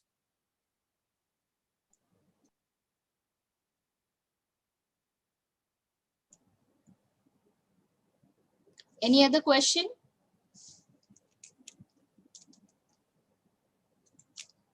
If not, you guys know where I'm reachable. I could be reached through Priya ma'am. So just in case you need any help, just reach out to Priya ma'am, and she knows me well. She can just pass on that thing to me, and if I would be more than happy to help you guys. Any project work, anything that you're looking out for, let me know and I should be there. Thank you, sir. Yeah, thanks. Thank you, sir. Thank you very much for sharing your deep knowledge about artificial intelligence and IoT with us. And I'm sure our students have gained a lot about it. And definitely, if they need any kind of assistance from your end, we will be definitely there, and we'll make sure that we'll reach their queries to you. Thank you so much. We'll be looking for a long-term associations with you very soon, sir. Thank you so much for having me here. Thank you for your attention. And I wish you all a great health in this COVID times. Please do remain safe and keep your family safe as well. Thank you, sir. Yeah, thank you. Bye-bye. I request students to stay back. We'll be immediately starting with the next session.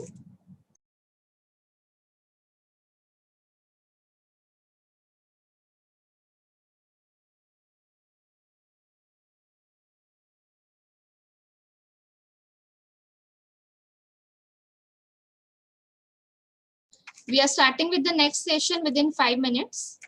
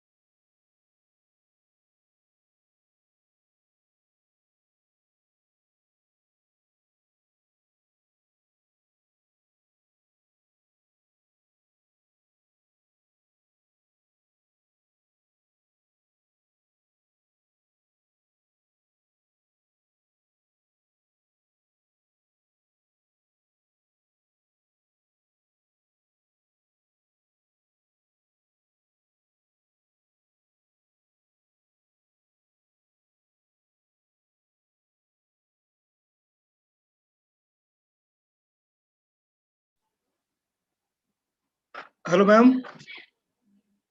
Shilpa, ma'am. Yes. How are you, ma'am? Hi. Hi, good afternoon. Great, ma'am. Great. Nice to meet you, ma'am. Great. Same here. Pleasure is mine. Our Shraddha ma'am will start the session, ma'am, in just 2 minutes. Yes, sir. 2 minutes. Yes, yes. So everything is fine, ma'am, at your end? Well, I don't really know because I'm now connected to the hotspot of my mobile. Okay, okay. The electricity has vanished. So I think that's the beauty of working from home, isn't it? You can never know. True, true. Yes. So can I see the participants as well later on, maybe? Yeah. And Student, yes, you can. Yes. Student and will I on the can camera. share my screen. Can I try sharing my screen? Yes, 2 minutes, ma'am. Shraddha ma'am will Yes, ma'am. start. Yes, ma'am. You can share your screen. The right is given to you. Yeah, I'm just trying it out. We'll just do a quick. Ma'am, once we'll start with the session, after introduction, you can share your screen, ma'am. Done. All right. And we'll also ask participants to start their cameras. Sounds great. Thank you. Hello, Shilpa ma'am. I'm Meghna here. Hi. Hello, Dr. Meghna. Shilpa ma'am, Dr. Meghna ma'am is our director in charge. Okay. And Dr. Vishal sir is our associate director. Uh-huh. We have Dr. Shikha ma'am, she is MC HOD, and Dr. Tejashri Talla ma'am, she is MBA HOD. Great. I'm honored to meet you all. Thank you so much for having me. Good afternoon, ma'am. Good afternoon.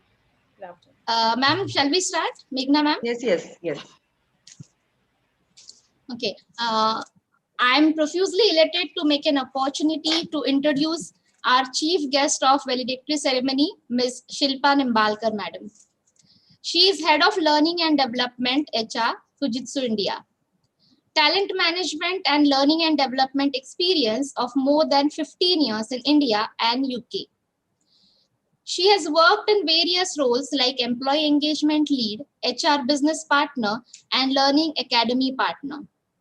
Ma'am has done masters in personal management. She has started her journey as e-recruitment specialist and reached to position of head learning and department. Ms. Shilpa has rich working experience with Cognizant Digital Business and Fujitsu India. Ma'am has done various certifications in Harvard Breakthrough Leadership Program, Predictive Index, Learner-Centric Development, Cognizant Internal, Data-Driven Decision Making, Coursera, Instructional Decisions. Ma'am's key skills includes business stakeholders management, program management, and people management. Ma'am, a lot to say about you. We welcome you, ma'am, on behalf of DYPIMR. Now, I request Dr. Meghna Bilare, madam, to kindly virtually felicitate Shilpa, ma'am.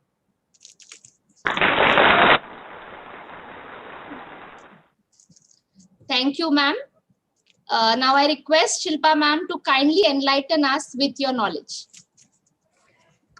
All right, that was a very heavy introduction, and now there is some pressure building. Okay, good afternoon, all of you. Thank you, respected leaders from the DY Patil Institute. I'm really honored to be here. Thank you for having me. I want to call out Professor Kulkarni especially, who interacts with me very frequently on LinkedIn, and thank you so much for having me here. Especially call out to you. Okay, so shall we get started? And can I try sharing? Yes, ma'am. You can share your screen. Okay, let's have a look. I hope this all works. Fingers crossed. Okay. Just give me a moment.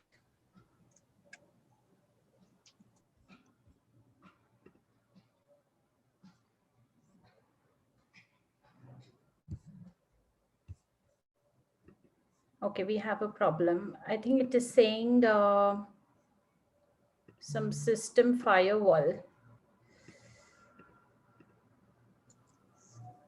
Can I share it with you maybe? And sure, ma'am, you can mail us. Okay. I'll put my mail ID in the chat box. You can mail me the PPTs. I'll open it from my end.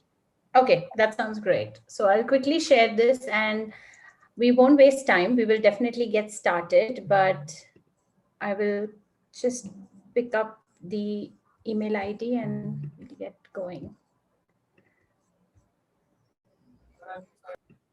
Have you shared it on the chat? Okay, brilliant.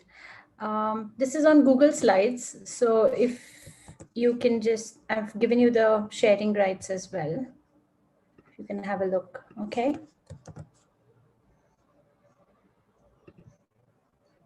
I've shared it with you.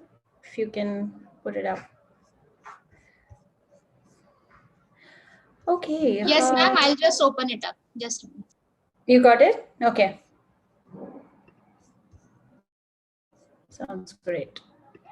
Sorry, everyone, but this is the beauty we are going to talk about, right? In terms of how it is working from home and how difficult or easy it is to connect with each other in this virtual environment. So once you share your screen, ma'am, I'll get started. Is that okay? Yes, ma'am. All right, so let's do some quick introduction there. I think you had a rather exhaustive one from ma'am earlier. Let me try and add a few areas to that just to tell you a little bit more about myself. So you've heard a lot about my experience in the entire HR space in terms of employee engagement and employee management and talent development. And these are all big words. But to be honest, my role is simply working with all the employees, trying to help them settle in the organization, train them on technologies that are needed by the customers, help them through their career in terms of their growth, their progression, their promotions, salaries, and then of course help them further to build a brand for themselves and get them deployed on client projects. Okay, so that is in a very simple parlance in terms of what my role involves. Okay, so Ma'am, this is sorry to interrupt you, but I have started screen sharing. Is it visible with you? Yes, thank you so much. Okay, Thank you so so please much. let me know when I have to change I the will. slides. I will. So this is a quick introduction. I don't know how many of you follow me on LinkedIn. I am a huge fan of LinkedIn. I share a lot of posts there and I love to connect with my community there. And today we will talk a little bit about LinkedIn as well towards the end. But this is a quick introduction. While I am into the HR space, I am also the visiting faculty at SIBM, which is Symbiosis. I teach them compensation and reward management. I love blogging. I write a lot of posts and I love fitness. So yeah, none of my day starts without exercise. So a lot there in terms of introducing myself, but we'll quickly try and move to the topic of today. Okay. And when Professor Kulkarni told me about it, it was very exciting to see if I could share some thoughts with all of you as to what my perspective is on the topic today. And congratulations for your national conference that's happening. And I'm sure you're gaining a lot from it over the last couple of days. Ma'am, if you can click once, because I've put some animation there as well. Thank you. So I'm going to call this powering up in the next normal. So I know a lot of you would have already heard the term new normal. Yeah. And I'm just trying to take it a notch ahead and say that, shall we start powering up for what's coming to us next? Right. And for that step to take, let's see what's currently happening in some of the industries. And I would love to hear from you. We'll probably give a couple of minutes for our interaction now. Before then, I start talking myself most of the time. So, ma'am, if you can move to the next one, please. Okay, so this year, 2021, I call it a year of transition. Okay, I think we all have spoken a lot about what COVID has done to us, how the pandemic is shaped a lot of industries, individuals last year, and it continues this year as well. And barring some unexpected catastrophes that you can see here, I feel in terms of businesses and society today, it is time for us to move forward. It is time for us to start looking ahead in terms of what our futures hold. And how do we recover from this? What kind of mindset do we need to have to move forward? So I'm not going to talk about how COVID has impacted us, how COVID has probably restricted us, but I'm going to talk about how to leave this grinding behind now and start looking at how we transition in 2021. Okay, so my presentation or my talk today with all of you is going to be under this pretext. Does that sound okay to all of you? Yes, ma'am. Yeah, I want some of the Yes, ma'am. students to unmute Yes, and say, ma'am. yes, okay, I'm going to love Yes, this. ma'am. Yes, ma'am. Brilliant. I want this noise. Yes, ma'am. Yes, ma'am. Yes, ma'am. Yes, ma'am. Thank you. Yes, Thank ma'am. you. Let's go ahead. Okay. Brilliant. So let's move to the next slide, ma'am. Before we jump to, what we all will do as students and the community helping you, let's look at what has changed. Okay. Ma'am, you can just keep clicking now. Okay. Just go ahead till you reach the bottom. Yeah. Yeah. Yes. Just one more. One more. That's it. Okay, so various types of industries, okay, went through a lot of change this year, rather I would say from last year till now. Yes or no? Yeah, you saw a lot of industries going through drastic changes. So let's take a few examples, one or two that you feel were the highlight of that industry that changed. And I want to hear how it changed for the better. Okay, that's the rule of the game. I want to know what changed and how did it take us to the next level of innovation? What changed in that industry? So let's talk about workspace. What happened from a workspace perspective? What changed? Any thoughts? Any one of you? Work from home. Work from home, a big change. Yeah, trying to balance out work, trying to connect visually and virtually like this, the way we are today, workspace. Okay. Education, what do you think is the highlight? Online learning. Online education. Yes, online digital learning, such a big breakthrough. Remember going to those classes and having more fun than this? I'm sure it has gone through a drastic change. And I have a daughter of 11 years old, and she knows much more about MS Teams than I do. So it's completely crazy. So yes, education industry going through a drastic digitalization, isn't it? Let's talk about IT industry, my industry. What has changed there? What do you think is the highlight of ITES industry sector? Any example? And post-COVID, Yeah. uh, Any thoughts? What changed in the IT sector? it's rapidly changing, but after COVID, I don't know Okay. if So I'll anything tell has you a changed. few points. Okay. ITES is changing in terms of we getting closer to the customers, in terms of the visual connect that we have now in the virtual world. Our business models have completely changed. Initially, we would have everybody in the office working on a customer in a development secured sector. Now we have given employees from IT all the accesses, all the customer networks available from home. So in the IT sector, you will see a lot has changed in terms of business model itself. Yes, people are delivering services right from home to the customers. A lot of change. The costs have reduced for the companies, but of course they have lost a lot of business over a period of time. But we are capitalizing on working from home, giving people a lot of benefit in terms of internet and infrastructure at home. So a lot of changes in that industry. Okay. How about entertainment? Who goes to the movie hall still? Yes, ma'am. Yeah. All of us. Yes, ma'am. OTT platform. Rise of the OTT platform. Absolutely. So Netflix binge watching is on. Yeah. I hope you're not watching it right now and you're listening to me. But yes, Netflix and all these Amazon Primes, and you'll see that people have now come up with a third partner service, isn't it? Where all of these they are giving together as a package to you. Yes or no? Yes, ma'am. Yeah. It's crazy revolution, right? How about hospitality? What has changed? Your hotels, and you can see your travel. What has changed there? They are still struggling, ma'am. They're struggling. Yeah, Yes, there are ma'am. Yeah, a lot ma'am. of struggle in that industry at the moment. A lot Yes, of ma'am. hygiene measures, a lot of protective gear offered on flights today. So that industry has also changed. They have brought innovation. Have they brought in innovation in their industry in terms of how they can provide their services? Like, for example, contactless services in a lot of places. Have they done that? Yes, Yeah. ma'am. How about Yes, ma'am. self-care, Yes, ma'am. medical? What happened in Pharmacy. self-care? Bolo? Pharmacy. Online pharmacy. Yes, online pharmacy. What else has Online happened? medication. Doctors on the call, Virtual appointments, right? ma'am.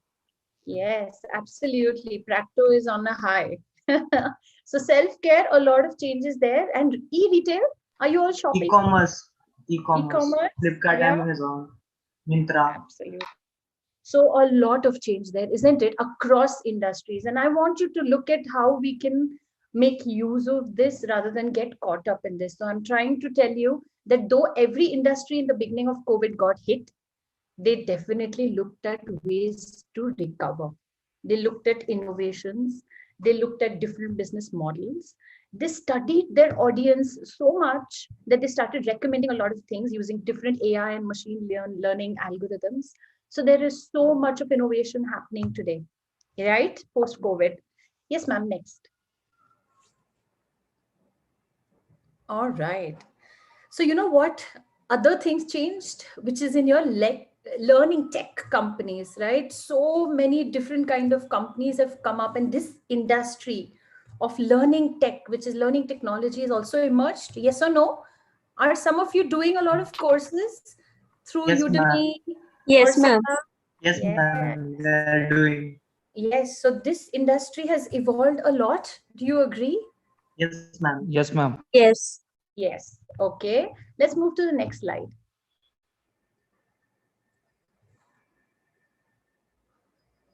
Ma'am? Yeah, one more. Yeah. Okay. So with all these changes, what is it for us, right? In different industries, businesses are making a lot of changes. And whom does it finally impact? Does it impact the workforce? Yes or no? Yes. And Yes, we are ma'am. the workforce who's going to go tomorrow and get Yes, deployed in ma'am. these industries, right? Yeah, ma'am. Yes, Yeah. ma'am. And these Yes, industries are going to ma'am. Yes, expect ma'am. different things from us, isn't it? These industries are going to expect a lot of innovation, a lot of out of box thinking, a lot of problem solving, a lot of the way of delivering business, because now nothing is going back to normal, or rather going back to what it was, and it's going to be the next normal. Yeah, so there are some key skills which are coming up and are shouting loud to say that please adopt us if you want to be successful tomorrow in getting deployed in any of these industries. Okay, so if you see, there is a lot of demand today in the market for certain skill sets, okay, which means that we as budding professionals who will tomorrow start working need to start imbibing these skills right from now. Okay, so I've tried to put them in certain buckets for you. Okay, we are calling it future hybrid workforce, which means all of you, when you start getting deployed in different organizations in different industries, what kind of skills will be critical for you? Okay, so I've tried to make it simple. Please stop me and ask any questions if you have, or we can take it towards the end. So there are going to always be certain technical and digital skills that will be required in organizations today. As you know, everything is AI, ML, digitally driven today. And most of the services being virtual now, the need for technical and digital skills is really shot up.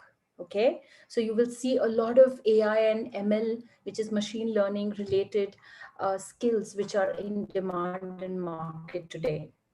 Second is business skills. Business skills so critical, and I have been there all along, but today they are more important than before in terms of ability to innovate, ability to problem solve, look at virtual skilling, and virtual ways of doing things, say selling virtually or trying to communicate virtually. These kind of business skills are becoming extremely important now. Okay, and the third is soft skills, which, trust me, you go and ask any business leader today, and you hear any CEO Connects today, online podcasts, if you're interested in, or tech talks, you will see that they're talking about emotional intelligence, they're talking about agility, they're talking about how do you change your mindset. Yeah, have you heard these things? Yeah, have you read them Yes, from ma'am. Yes, ma'am. Yes. So Yes, what are ma'am. these things? These things actually, these soft skills are going to prepare you towards being more accepting towards change, being more emotionally empathetic, because there's so much people are going through today that these skills are very important. Being self-aware, adaptability is become very important skill, because you will come in a company and you have to do completely different things that were done in the company before. So you have to adapt, you have to be agile, which means quite quickly moving, trying to pick up what's there, build on it, and then deliver. You have to be really agile and move quickly through it. So these kind of soft skills also are becoming extremely crucial. So I'm giving you a focus to show you where the industry is moving, okay, and what kind of skills will be critical now for students like you, for professionals like me to imbibe. And the quicker we do all this, the faster we'll be able to get deployed, or we'll be able to get a job in the market. Okay, so these are some of the critical skill sets, and in your areas of expertise that all of you may have, make sure that you start thinking which are those skills relevant for you, and try picking up these skills. Okay, so I'll come and talk about learning in a bit with you as well, but this is a view for you in terms of how it looks like over the next few years, and how the hybrid workforce is going to be. Okay, full of these skills, so you need to start building them right away. Yeah. Okay, let's move to the next slide, ma'am. Okay, there's one skill, top skill for employability today. Okay, and that's what I believe in truly. Yeah, ma'am, can you click? Yes, that's all. And not because I'm the learning and development head at Fujitsu, but because the moment you ignite the curiosity and you open your mind towards learning, okay, you will be able to adapt to any situation. You'll be able to counter any difficulties that are coming, and ability and willingness and the mindset to learn is something that I'm not telling only you, trust me. I am telling people with 25 years of experience as well in Fujitsu. Okay, so willingness to learn is an extremely important skill for you to have if you're trying to get employed, okay, in industries. And they are going to check this in your interviews, in your conversations, in your social profiles. And I'm going to talk about a little bit on how you can build your brand as well as we move along. But how you get employable is when you show willingness to learn and the mindset to learn. This is a very important skill I believe each one of you should focus on.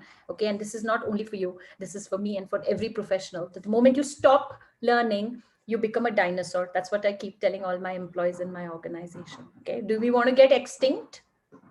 Do we? No, ma'am. No, ma'am. No, ma'am. Yeah, the only thing that'll keep you in relevant of today's times is through learning. Okay, so we'll see how you can do some of that. Go ahead, ma'am.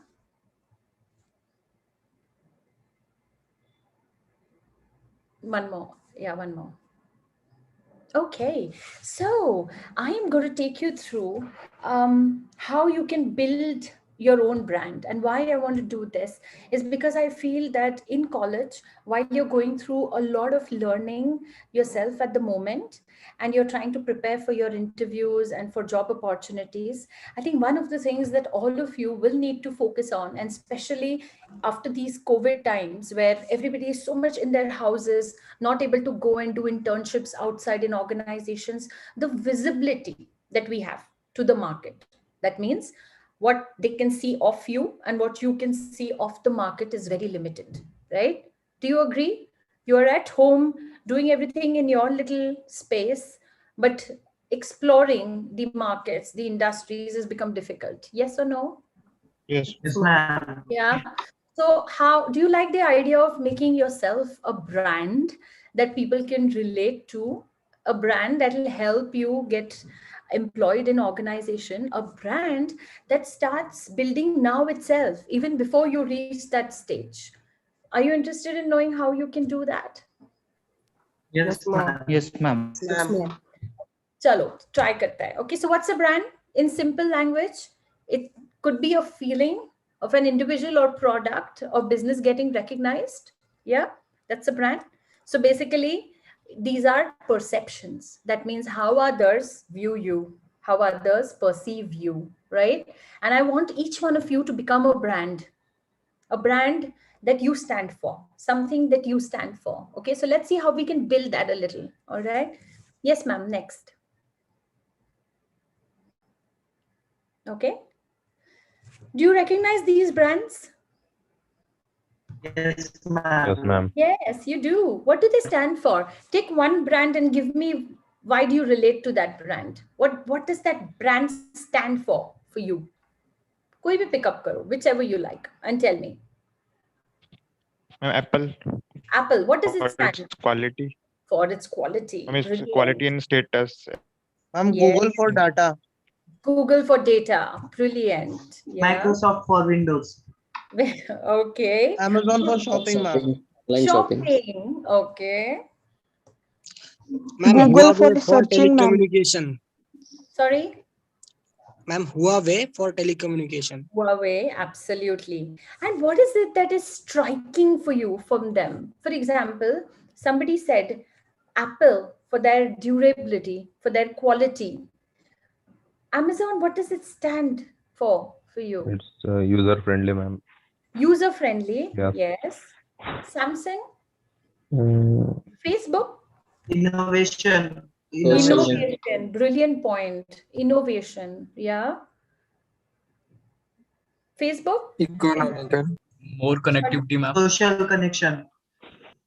sorry, Social connections. social Facebook. connections. Facebook. Yes, it broke all the pathways of people to connect to each other. Yeah. Yes, ma'am. So basically, you will always look at a brand and connect to that one quality of the brand that appeals to you. Yes or no?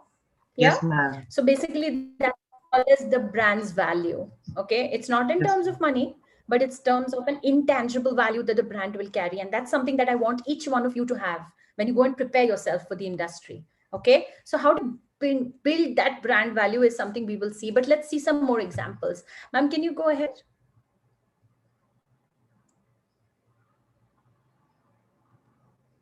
Yeah. Okay. Who is this? Which brand is this? Who's the person behind this? Elon Musk. Crazy, isn't it? Yes, What do ma'am. you relate to this brand? Is that person a brand? Both. Yes, ma'am. Yes, ma'am. Yeah. What does he stand for you? Ma'am, Started from bottom. a visionary who's changing a world. Yes, ma'am. Absolutely. Somebody who is breaking all the paths. What else? He started from bottom, ma'am, and now he's the richest, highest level. Yeah. Future technology. Say again. Future technology. Yeah. So his thought process, his vision for future. Okay. Technology. Yes. So if you see here, though these are companies, there's a person behind it. Yes. And Yes, that ma'am. person itself is a brand as well for us, isn't it? If Elon Musk says something today, everybody follows tomorrow. And you've seen a lot of Yes, ma'am. examples of that, isn't it? Yeah. Yeah. So Yes, how ma'am. about being some brand like that so that people really want you to work with them? Yeah. So let's see how to build that. Ma'am, if you can go to the next. Okay. Are these people brands? Yes, ma'am. Yes, ma'am. Yes, ma'am. In a way.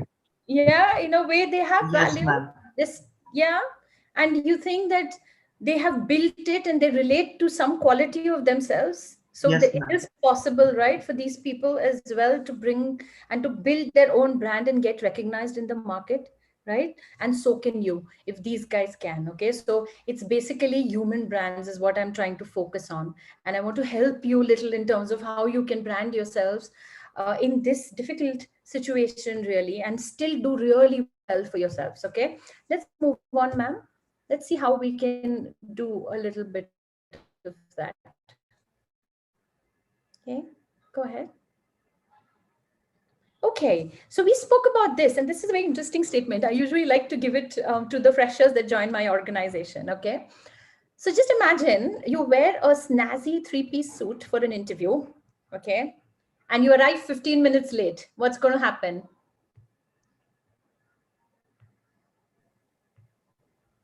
Is your brand built? Ma'am, they will point. No, ma'am. No, ma'am. So I think that's Bad what it is, impression. okay? Yes. So Negative your impact. Yes. So your brand really, and I do a very specific course on this actually for colleges, which is about how to build your personal brand. So I'm going to cover little snippets from that for all of you today, where how do you build a positive impact of you when you go for an interview or when you speak to any business leaders where you potentially want to get employed, okay? Your brand is your punctuality in this case, isn't it? So this is a quick example to tell you that you may wear the fanciest of clothes for a job interview, but finally it'll boil down to how you interact, so how punctual you are, and that is really your personal brand and how you want to create one for yourself. Okay, so let's see how we can do that. Ma'am, go ahead. Okay, go about. You can just click and go right till the end. Yeah. Okay, so here I'm going to share some tips, okay, especially in these COVID times. A lot of us don't know where we want to reach out and we don't know how to get there, really, okay? So my suggestion would be that based on your specialization in your colleges, figure out who you are, okay? What is your industry? What is the area that you're interested in growing? And please figure that out first quickly for yourself, okay? Determine what you want to be known for, very critical. Is it your technical skills or is it something digital you've picked up or you like YouTubing? I'm seeing so many people doing different kinds of interesting businesses today. What is it that you aspire to be? So please think of what you want to be known for. Yeah, define your audience. If I want to be known for this, then who is it that is going to be my audience? Whether it's some digital marketing companies, or is it some HR organizations where you want to get deployed, depends on where. But research those desired industries, start reading about them. I follow a lot of industries, okay, myself. I love to know what their vision is, where they're moving towards, and if that's my dream company, I really want to know everything about it. Okay, follow those experts, from those companies so that you will know what is the thought process and you can use that in your interviews. Okay, so these ask for informational interviews is also something coming up, and I think you must have known that a lot of people are doing these Zoom connects and meetings and Insta lives and stuff to get to know each other, right? A lot of interviews, so it helps building brands. So you as students identify your areas of focus, your competence, and see how you can start building your brand in that space. Okay, I'll give you some hints and tips towards that as we move along. Yeah, can we move ahead, ma'am?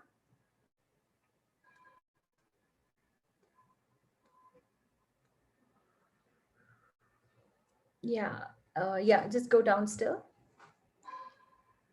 Okay, go down. Yeah. Okay, so do you know what's an elevator pitch? Does anybody know what's an elevator pitch?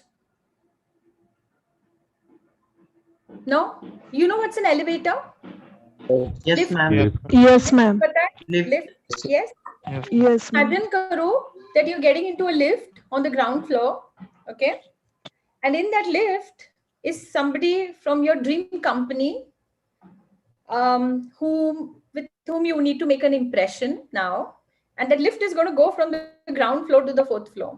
So आपके पास कितना time है?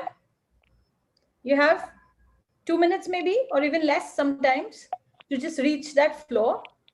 So your elevator pitch, and that was the invention, that how do you pitch your brand, yourself, in those 2 minutes to that person who matters. So have your elevator pitch ready. You know, for example, me, I'll say I'm an HR professional with 16 years of experience, and I love blogging, and I'm a visiting faculty. I love teaching and fitness, and I can talk about myself, and I love to write blogs on LinkedIn, for example. That's my elevator pitch, and I can talk about a couple of projects that I've done and some impact I've created out of that project. prepare your elevator pitch, define yourself, be ready with that. Raat ko 2 baje bhi agar uthaya, you should have your elevator pitch ready in your mind. That's your brand, is what I would say. Embrace networking. Okay, very important point. And I'll show you a little bit about LinkedIn on that, because it's a brilliant channel even for students to today network with industry experts. Okay, create some online presence, guys, because after the pandemic it's never going to be the way it was before, because people have already explored options now to visually make themselves available, right? Online presence. So you will have to start adapting to that and start building your online presence. Now, where do you build it, etc.? I'll come to the next slides and show you a little bit. But remember that your personal brand isn't just online, right? It is, you have to carry yourself everywhere with that same presence, so that your brand confusion doesn't happen. You are the same person that you're creating online as well. So this is how you can go about creating a little bit of that brand of yourself, which will help you in this pandemic as students to make yourself visible. Okay, ma'am, to the next one. Okay, go ahead. Okay, if you can go down more. Yeah, more. Okay, so these are some tips. Okay, you are from college, right? You don't have say a working experience right now. So if I want to recruit some of you, you know what I will do? The moment I get your name, I will go and find you on Facebook or Instagram. Obviously, if your accounts are private, I can't, but there are ways in Google through which I can get your entire history in terms of what you do, because privacy is a myth today. I'll go and check you out everywhere on all the possible social forums that are there today. So it's very important for all you students to know that recruiters who are going to hire you are going to go and check your online presence. So please wipe off anything which is incriminating photos or any actions that you're doing. Wipe that off your accounts and stay clean, because today social presence is everything, and that's how students are getting filtered out as well in terms of how they are driving their social presence. Okay, you must optimize LinkedIn. How many of you have an account on LinkedIn today? Yes, Do ma'am. people have? Yes, ma'am. Yeah, Yes, ma'am. a lot of you have it. Okay, Yes, ma'am. brilliant. Yes, ma'am. I'm so glad that you have that. Brilliant. So LinkedIn is nothing but your resume, I would say, right up there for people to see, right? And I would really recommend you have an account if you don't right now. Also share your thoughts, have a point of view. Today, from all the students and freshers that I'm taking here in Fujitsu, or even when I was recruiting in Cognizant, we were looking at students who are voicing their point of view, not just sitting quiet, but talking. Not only talking, but maybe writing, because not everybody likes to be up there and talk in a TED talk, for example. Some people like to be silent and write articles and still can get that visibility. So whether they are Insta feeds or they are Medium. Medium is a portal where you can write articles. Okay, you can post articles or podcasts if you like to record yourself on Spotify, for example. So make sure your social presence is created, because today in this world of pandemic, I think for students is very important for you to create that online visibility for yourselves. And definitely network from people in your areas. If you're a marketing expert, go and find out which are those top marketing companies, who are those top professionals with whom you can follow them, see what they are doing. What is their vision? Where did they reach, and what are their stories of life? That'll teach you a lot, right? So networking is a very good way of getting through to that. Okay. Yes, ma'am. Next. Okay, so which is the influential social media of today? Okay, so I would say, personally, if you ask me, okay, yeah. So these are some of the areas I would say today for students that companies are looking at. Okay, whether it is LinkedIn or whether it is YouTube, they're trying to follow students and check what backgrounds they come from. Are they because you may not have a lot of experience in that sense. So they will look at what kind of learnings you're doing. Are you talking about those learnings on LinkedIn, etc.? So these are some of the influential social medias that you could look at in terms of building your profile. Now here I want to give a word of caution that I'm nowhere promoting these areas that you should have an account here. If you're not a social person, absolutely fine, you can be off it. But if you really want to get a job in companies who follow some of these, like LinkedIn, I can tell you that from a lot of freshers that I have known with 1 year, 2 years of experience, they have got jobs through LinkedIn as well. They've got jobs by doing podcast and sending those links to their dream companies or to their influencers that they follow, etc. So depending on which area you are, try and connect appropriately. Okay, and I don't know which one, because some of them are good for LinkedIn, some of them could be for Insta, etc. So I would say that see how which is the area that you want to build, and try and connect and network with people in those spaces. Okay, yes ma'am, let's go ahead. Okay, some of the professional bodies, you know what are professional bodies? These are like clubs and communities, and like NIPM for HR folks. And I don't know how many HR folks are there in the meeting today, but NIPM and SHRM are some of those HR ones. And ma'am, if you can click further, there are some more like ATD and further NHRD. These are some of the prestigious bodies. Okay, you can join them as student members. So look at your digital marketing space or finance or accounting or HR, whichever specializations you all have. You can find those organizations where you can join as student members and give contribution to the industry. You know, these places. So my first job actually came through because I was a student member at NIPM, and I used to literally write envelopes, addresses of HR people on the envelope that time, and just help post them to those people. But because I helped and then I compared in one of those conferences, they identified me as a student member, and then I got opportunity to work in an HR role with one of the leaders there. So you never know how it will come to you. Yeah, so try and engage yourself in the right things and network with people. That's so critical skill of today. Okay, yes ma'am, go ahead. Okay, so I will share these slides with you. I don't want to get into resumes, but I want to tell you one thing very clearly, that today resumes are coming in many fashion. It is not a paper resume anymore, as you can imagine. People are recording YouTube videos. People are sending stories with their resumes. So there's a social resume, and there are video resumes, and there's so much happening today, right? So I would say that while you prepare your college format, make sure that you mention all the skills that you have gained.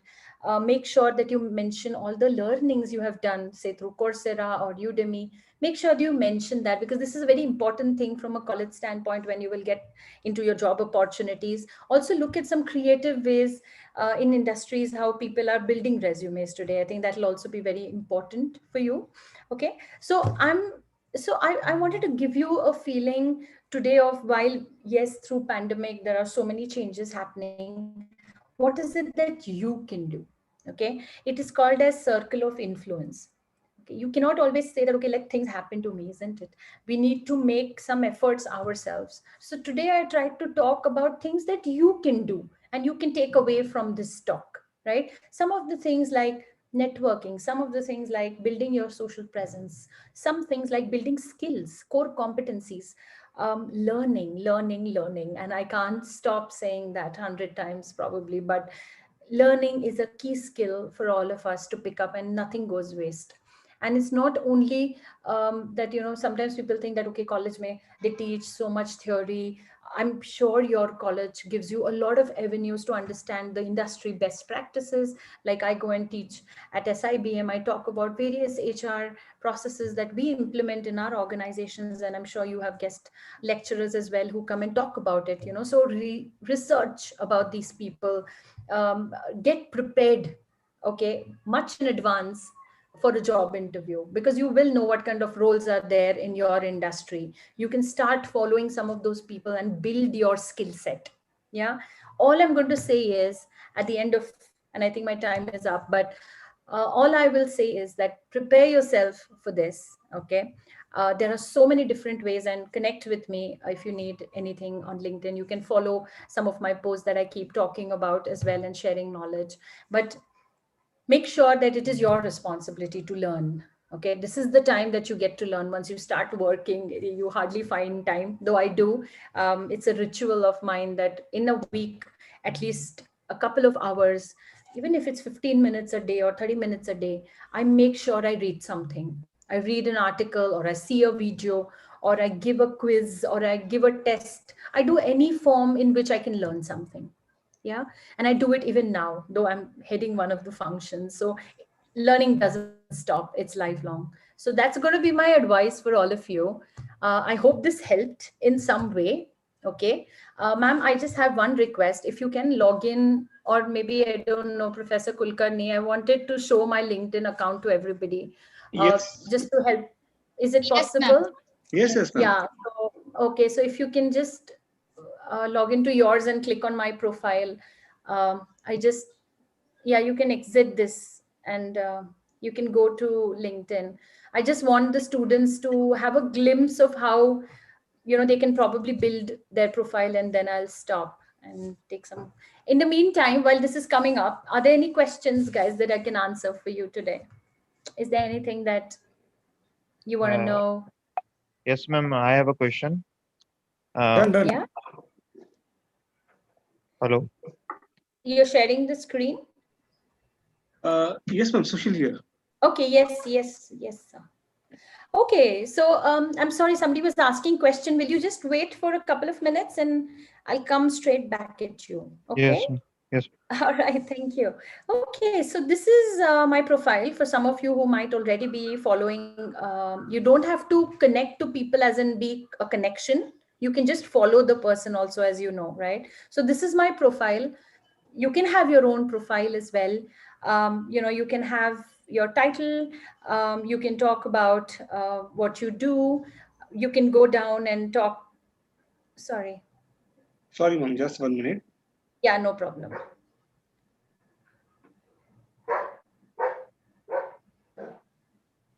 Yeah. Yeah, if you can go down. If you can create a profile of yours, you can write a little bit down.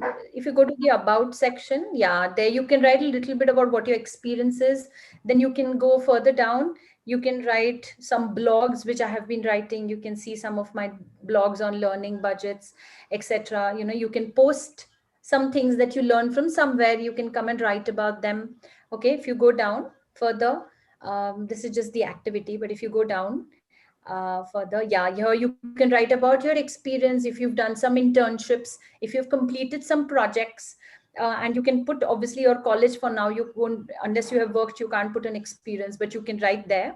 Then if you go down further, sir, um, if you see your education comes here, so you can fill in your education there. And if you go down further, there is something on licenses and certifications. If you are completing any learning programs through Udemy, through Coursera, you can keep writing and entering them here. And the leaders will definitely have a look at what you have learned so far, and they'll appreciate the more you learn. Okay, so this is a good place to put your learnings down there as well. Okay, go down further. I think, yeah, these are skill endorsements. So this comes mainly with, suppose I have worked in an HR function, then, people who have worked with me will give me some endorsements that I'm a good talent manager, or I can do recruitment well. So that will come as you move along, really. Okay. And if you go down, these are recommendations. So for example, if you have worked in any company and done internship, definitely go and ask your manager there to give you a recommendation. So this is these are a few recommendations that I have received, okay, for the people I have worked with. These are some of the some bosses, some business leaders that I have worked in the past, and they have given me recommendations. You can also have your own list of recommendations. Okay, so what I'm trying to tell you is this all will go behind. Yeah, this is an important section, the interests, which I was telling you. Follow some people that you really like. Okay, areas that interest you, like Jack Welch is one of the things I really like to follow, or some companies or some groups I'm a part of. Okay, these are some of the things you can follow as well and learn a lot. So my humble request is that spend time, if not LinkedIn, wherever you like. Okay, this is just my area because I love being active here. But if you like to learn from somewhere else, adopt whatever way it is, but make sure that you are connected to the market, connected to the industry, connected to this community. LinkedIn is such a free platform for all of us to connect to those people. Please go there and establish your networks. And there are LinkedIn jobs here, as you know, and you can even apply for certain areas. It's such a beautiful tool. And Professor Kulkarni, I've seen you also being there, so of course I'm sure you'll have some sessions for students, but it's a good place for students as well. So don't think that it is only for working professionals at all. Okay, whatever you learn, put it there, get certified. That's how market and industries will start noticing you. Write posts about little things that you're learning. It's always beautiful to share. Okay, at least I enjoy doing that as well. With that, I will take a pause, but I wanted to give you some insights into how you can probably build your brand and and do exceptionally well for yourself. Though all of this COVID and pandemic and all of that is there to stay, nothing should stop you. Okay, nothing at all. So I'll take a pause if there are any questions, and I'm sorry I exceeded the time a bit, but I hope this was helpful to all of you. Yes, ma'am. We still have a time with us. Yes, ma'am. So I request all the students, so if you have any questions, you can ask questions directly or you can put your questions in the chat box. Ma'am, when you said of creating brand value, ma'am, you said that even if someone woke you up in midnight, you have to have that attitude. So, ma'am, is this something we have to embed in our personality, or is something that we wear that when we are in front of someone? Like, I'm not clear with that part. No. So brand is okay. So which part are you not clear with? For example, I'll give you and see if this answers your question. When I said that even in the middle of the night, I should be able to say who I am, means that you should be aware of yourself. You should know what you stand for. Okay. As students, we think, oh, I don't have any work experience. What do I talk about myself? ये मुझे बहुत common question आता है. Okay. So I say that really, is work experience everything? No, not probably. Yeah, even if you're students, how can the leaders expect work experience from you? But what they will expect certainly is that you are able to learn, showcase that you have learned, you've done some projects, you've shown that keenness to do things, to learn, to be connected with the industry, and all of that is your brand value right now. So all I'm saying is, and why I said wake up in the middle of the night, because I want you to be aware of yourself at all times as to what you stand for. अगर मुझे कोई रात को 2 बजे उठाएगा ना, the things I will say is, okay, I'm an HR professional. I love psychology. I am a fitness blogger. I love to network with people on LinkedIn.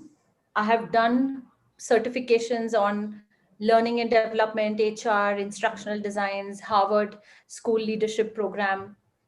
I'm creating a brand of myself. So I know those 10 things about me. जो मेरा branding करेगा. I should always be aware of those things, is what I'm telling you. Okay. So that's what I mean when I say wake up in the middle of the night and you should still be able to have a brand of yourself. Okay.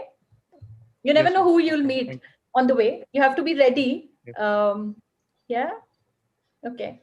Yes. Hello, ma'am. Any other question? Yeah. Would you, as you are HR person, would you like to suggest some certification courses that we have to do? Yeah, of course.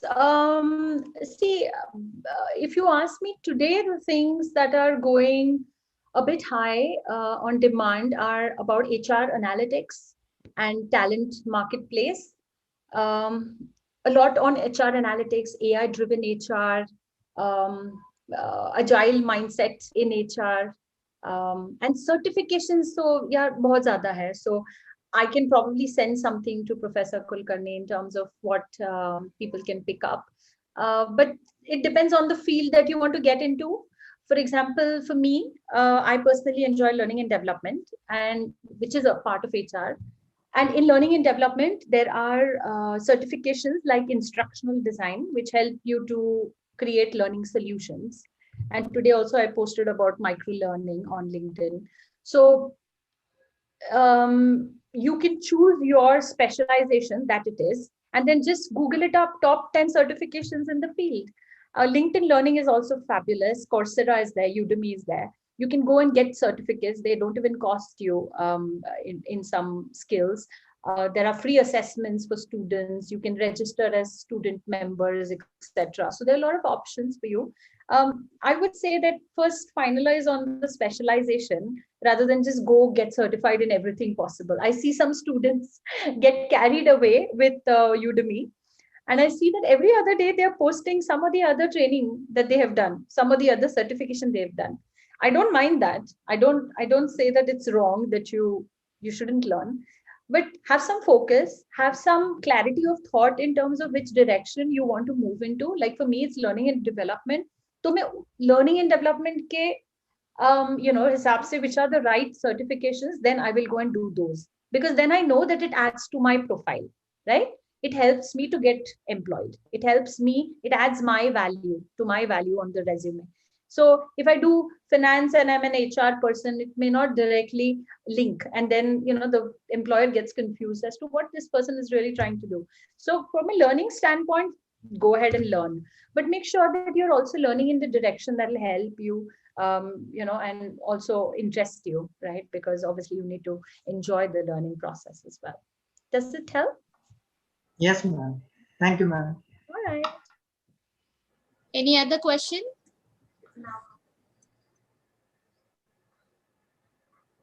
Any other question from students? Are there any in the chat window? I don't think so. No. Okay. No, ma'am. Okay. Okay. Thank you, ma'am. Thanks a lot. Now I request Dr. Tejashree Talla, ma'am, to deliver word of thanks. Thank you, Shilpa ma'am. Thanks for connecting with us. It was a wonderful session. Really loved. Really? And really these insights Okay. were required by the students. Thanks a lot. Thank you. I hope it helped, ma'am. If there's anything else ever you need help, I'm right We'll here. definitely, Sushil will get in touch with you. We'll be doing further more of the things, really what you all can give it to our students. Absolutely, ma'am. It'll be my pleasure. Thank you, ma'am. Thank you, everyone. Thank you for being so interactive. I loved it. Thank you so much for asking questions. Thank you, ma'am. Thank you. Thank you, ma'am. Thank you, ma'am. Thank you, ma'am. Thank you, ma'am. Thank you. Thank you, Shilpa ma'am. Thank you, ma'am. Thank you very much. It has been our pleasure to host all the participants of the conference at DYPIMR. The participants were very enthusiastic. I am thankful to all the participants for attending the conference. We have been fortunate to have some of the eminent speakers from academia and industry. I am sure that the participants must have benefited by attending this conference.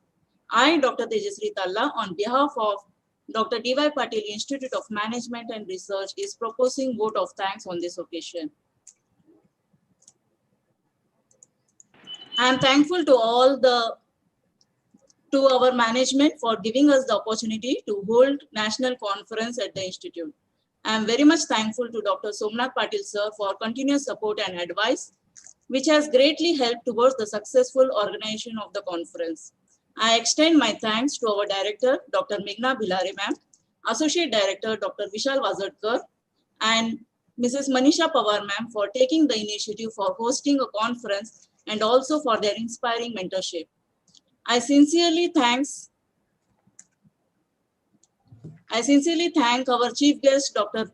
Parag Kalkar sir, and guest of honor, Dr. Ajay Palkar sir, for kindly accepting our invitation and gracing the inaugural function, who has discussed about the sustainability in business in this pandemic situation and how the managers should adapt to the new approaches to lead the teams. I must mention our deep sense of appreciation for Dr. Shivanand Gornale sir for his explanation on the role of ICT teaching and research education towards digitization and giving a clear explanation about how the learning models have changed from traditional to online mode of teaching. Further, we are grateful to Mr. Amit Sharma for giving an excellent coverage of IoT services and its application in this situation. I am also thankful to Ms. Shilpa Nimbarkar ma'am for accepting our invitation to be on the chief guest for the validity function and explain the various industries how this pandemic situation are taking form. I take this opportunity to thank all the reviewers and technical committee members for providing their valuable comments in time and help towards the improvement of quality of papers presented in the conference. I also thank Dr. Ashwini Brahme ma'am and Dr. Uday Nagarkar sir for chairing the technical committees. Well, ladies and gentlemen, an event like this cannot happen overnight. The wheels start rolling weeks ago. It requires planning and a bird's eye for details. We have been fortunate enough to be backed by a team of very motivated and dedicated colleagues of the Institute who know their job and are well result oriented. I acknowledge the unwavering support from our MCA HOD Dr. Shika Dubey ma'am, the faculty and the staff members. I also extend my thanks to Ms. Rupali Kalekar, Ms. Shraddha Shinde, Dr. Jenny Saxena and Mr. Ravi Bhatale for their enormous cooperation in the organization of this event. My thanks also go to all the people who have been their precious time in organizing this event. In particular, I would like to acknowledge and thanks Mr. Aditya Owar for technical support. Ms. Sheetal Umbarkar and Ms. Priya Joshi for coordinating the food and refreshments. Ms. Rupal Chaudhary for managing the website, and I'm also thankful for all the research scholars who have greatly helped us in the organizing the conference. I cannot thank everyone enough for their involvement and their willingness to take on the completion of the task beyond their comfort zone. We think we are done with this pandemic, but the pandemic is not done with us. COVID-19 is reshaping our world. We don't yet know when the crisis will end, but we can be sure that by time it does, our world will look very differently in this new normal. With the positive small note, I once again thank everyone whose contribution has made this conference a successful one. I now declare that the 2 days national conference comes to an end. Thank you all.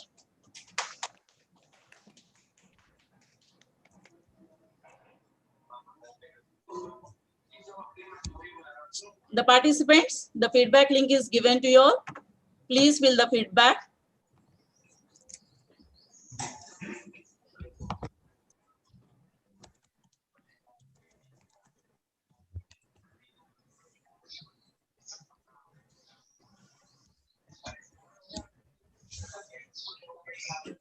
Can I leave, ma'am, and get on with the work for today? Yes, ma'am. All right. Thank you so much. Thank you, It was a Shilpa ma'am. pleasure. Thank you. Thank you so much, everyone. Thank you, Thank you, ma'am. students. Bye-bye. Thank you, ma'am. Thank you, ma'am. Thank you, ma'am. Thank you, ma'am. Thank you, ma'am. Bye. Thank you, ma'am. Thank you, ma'am.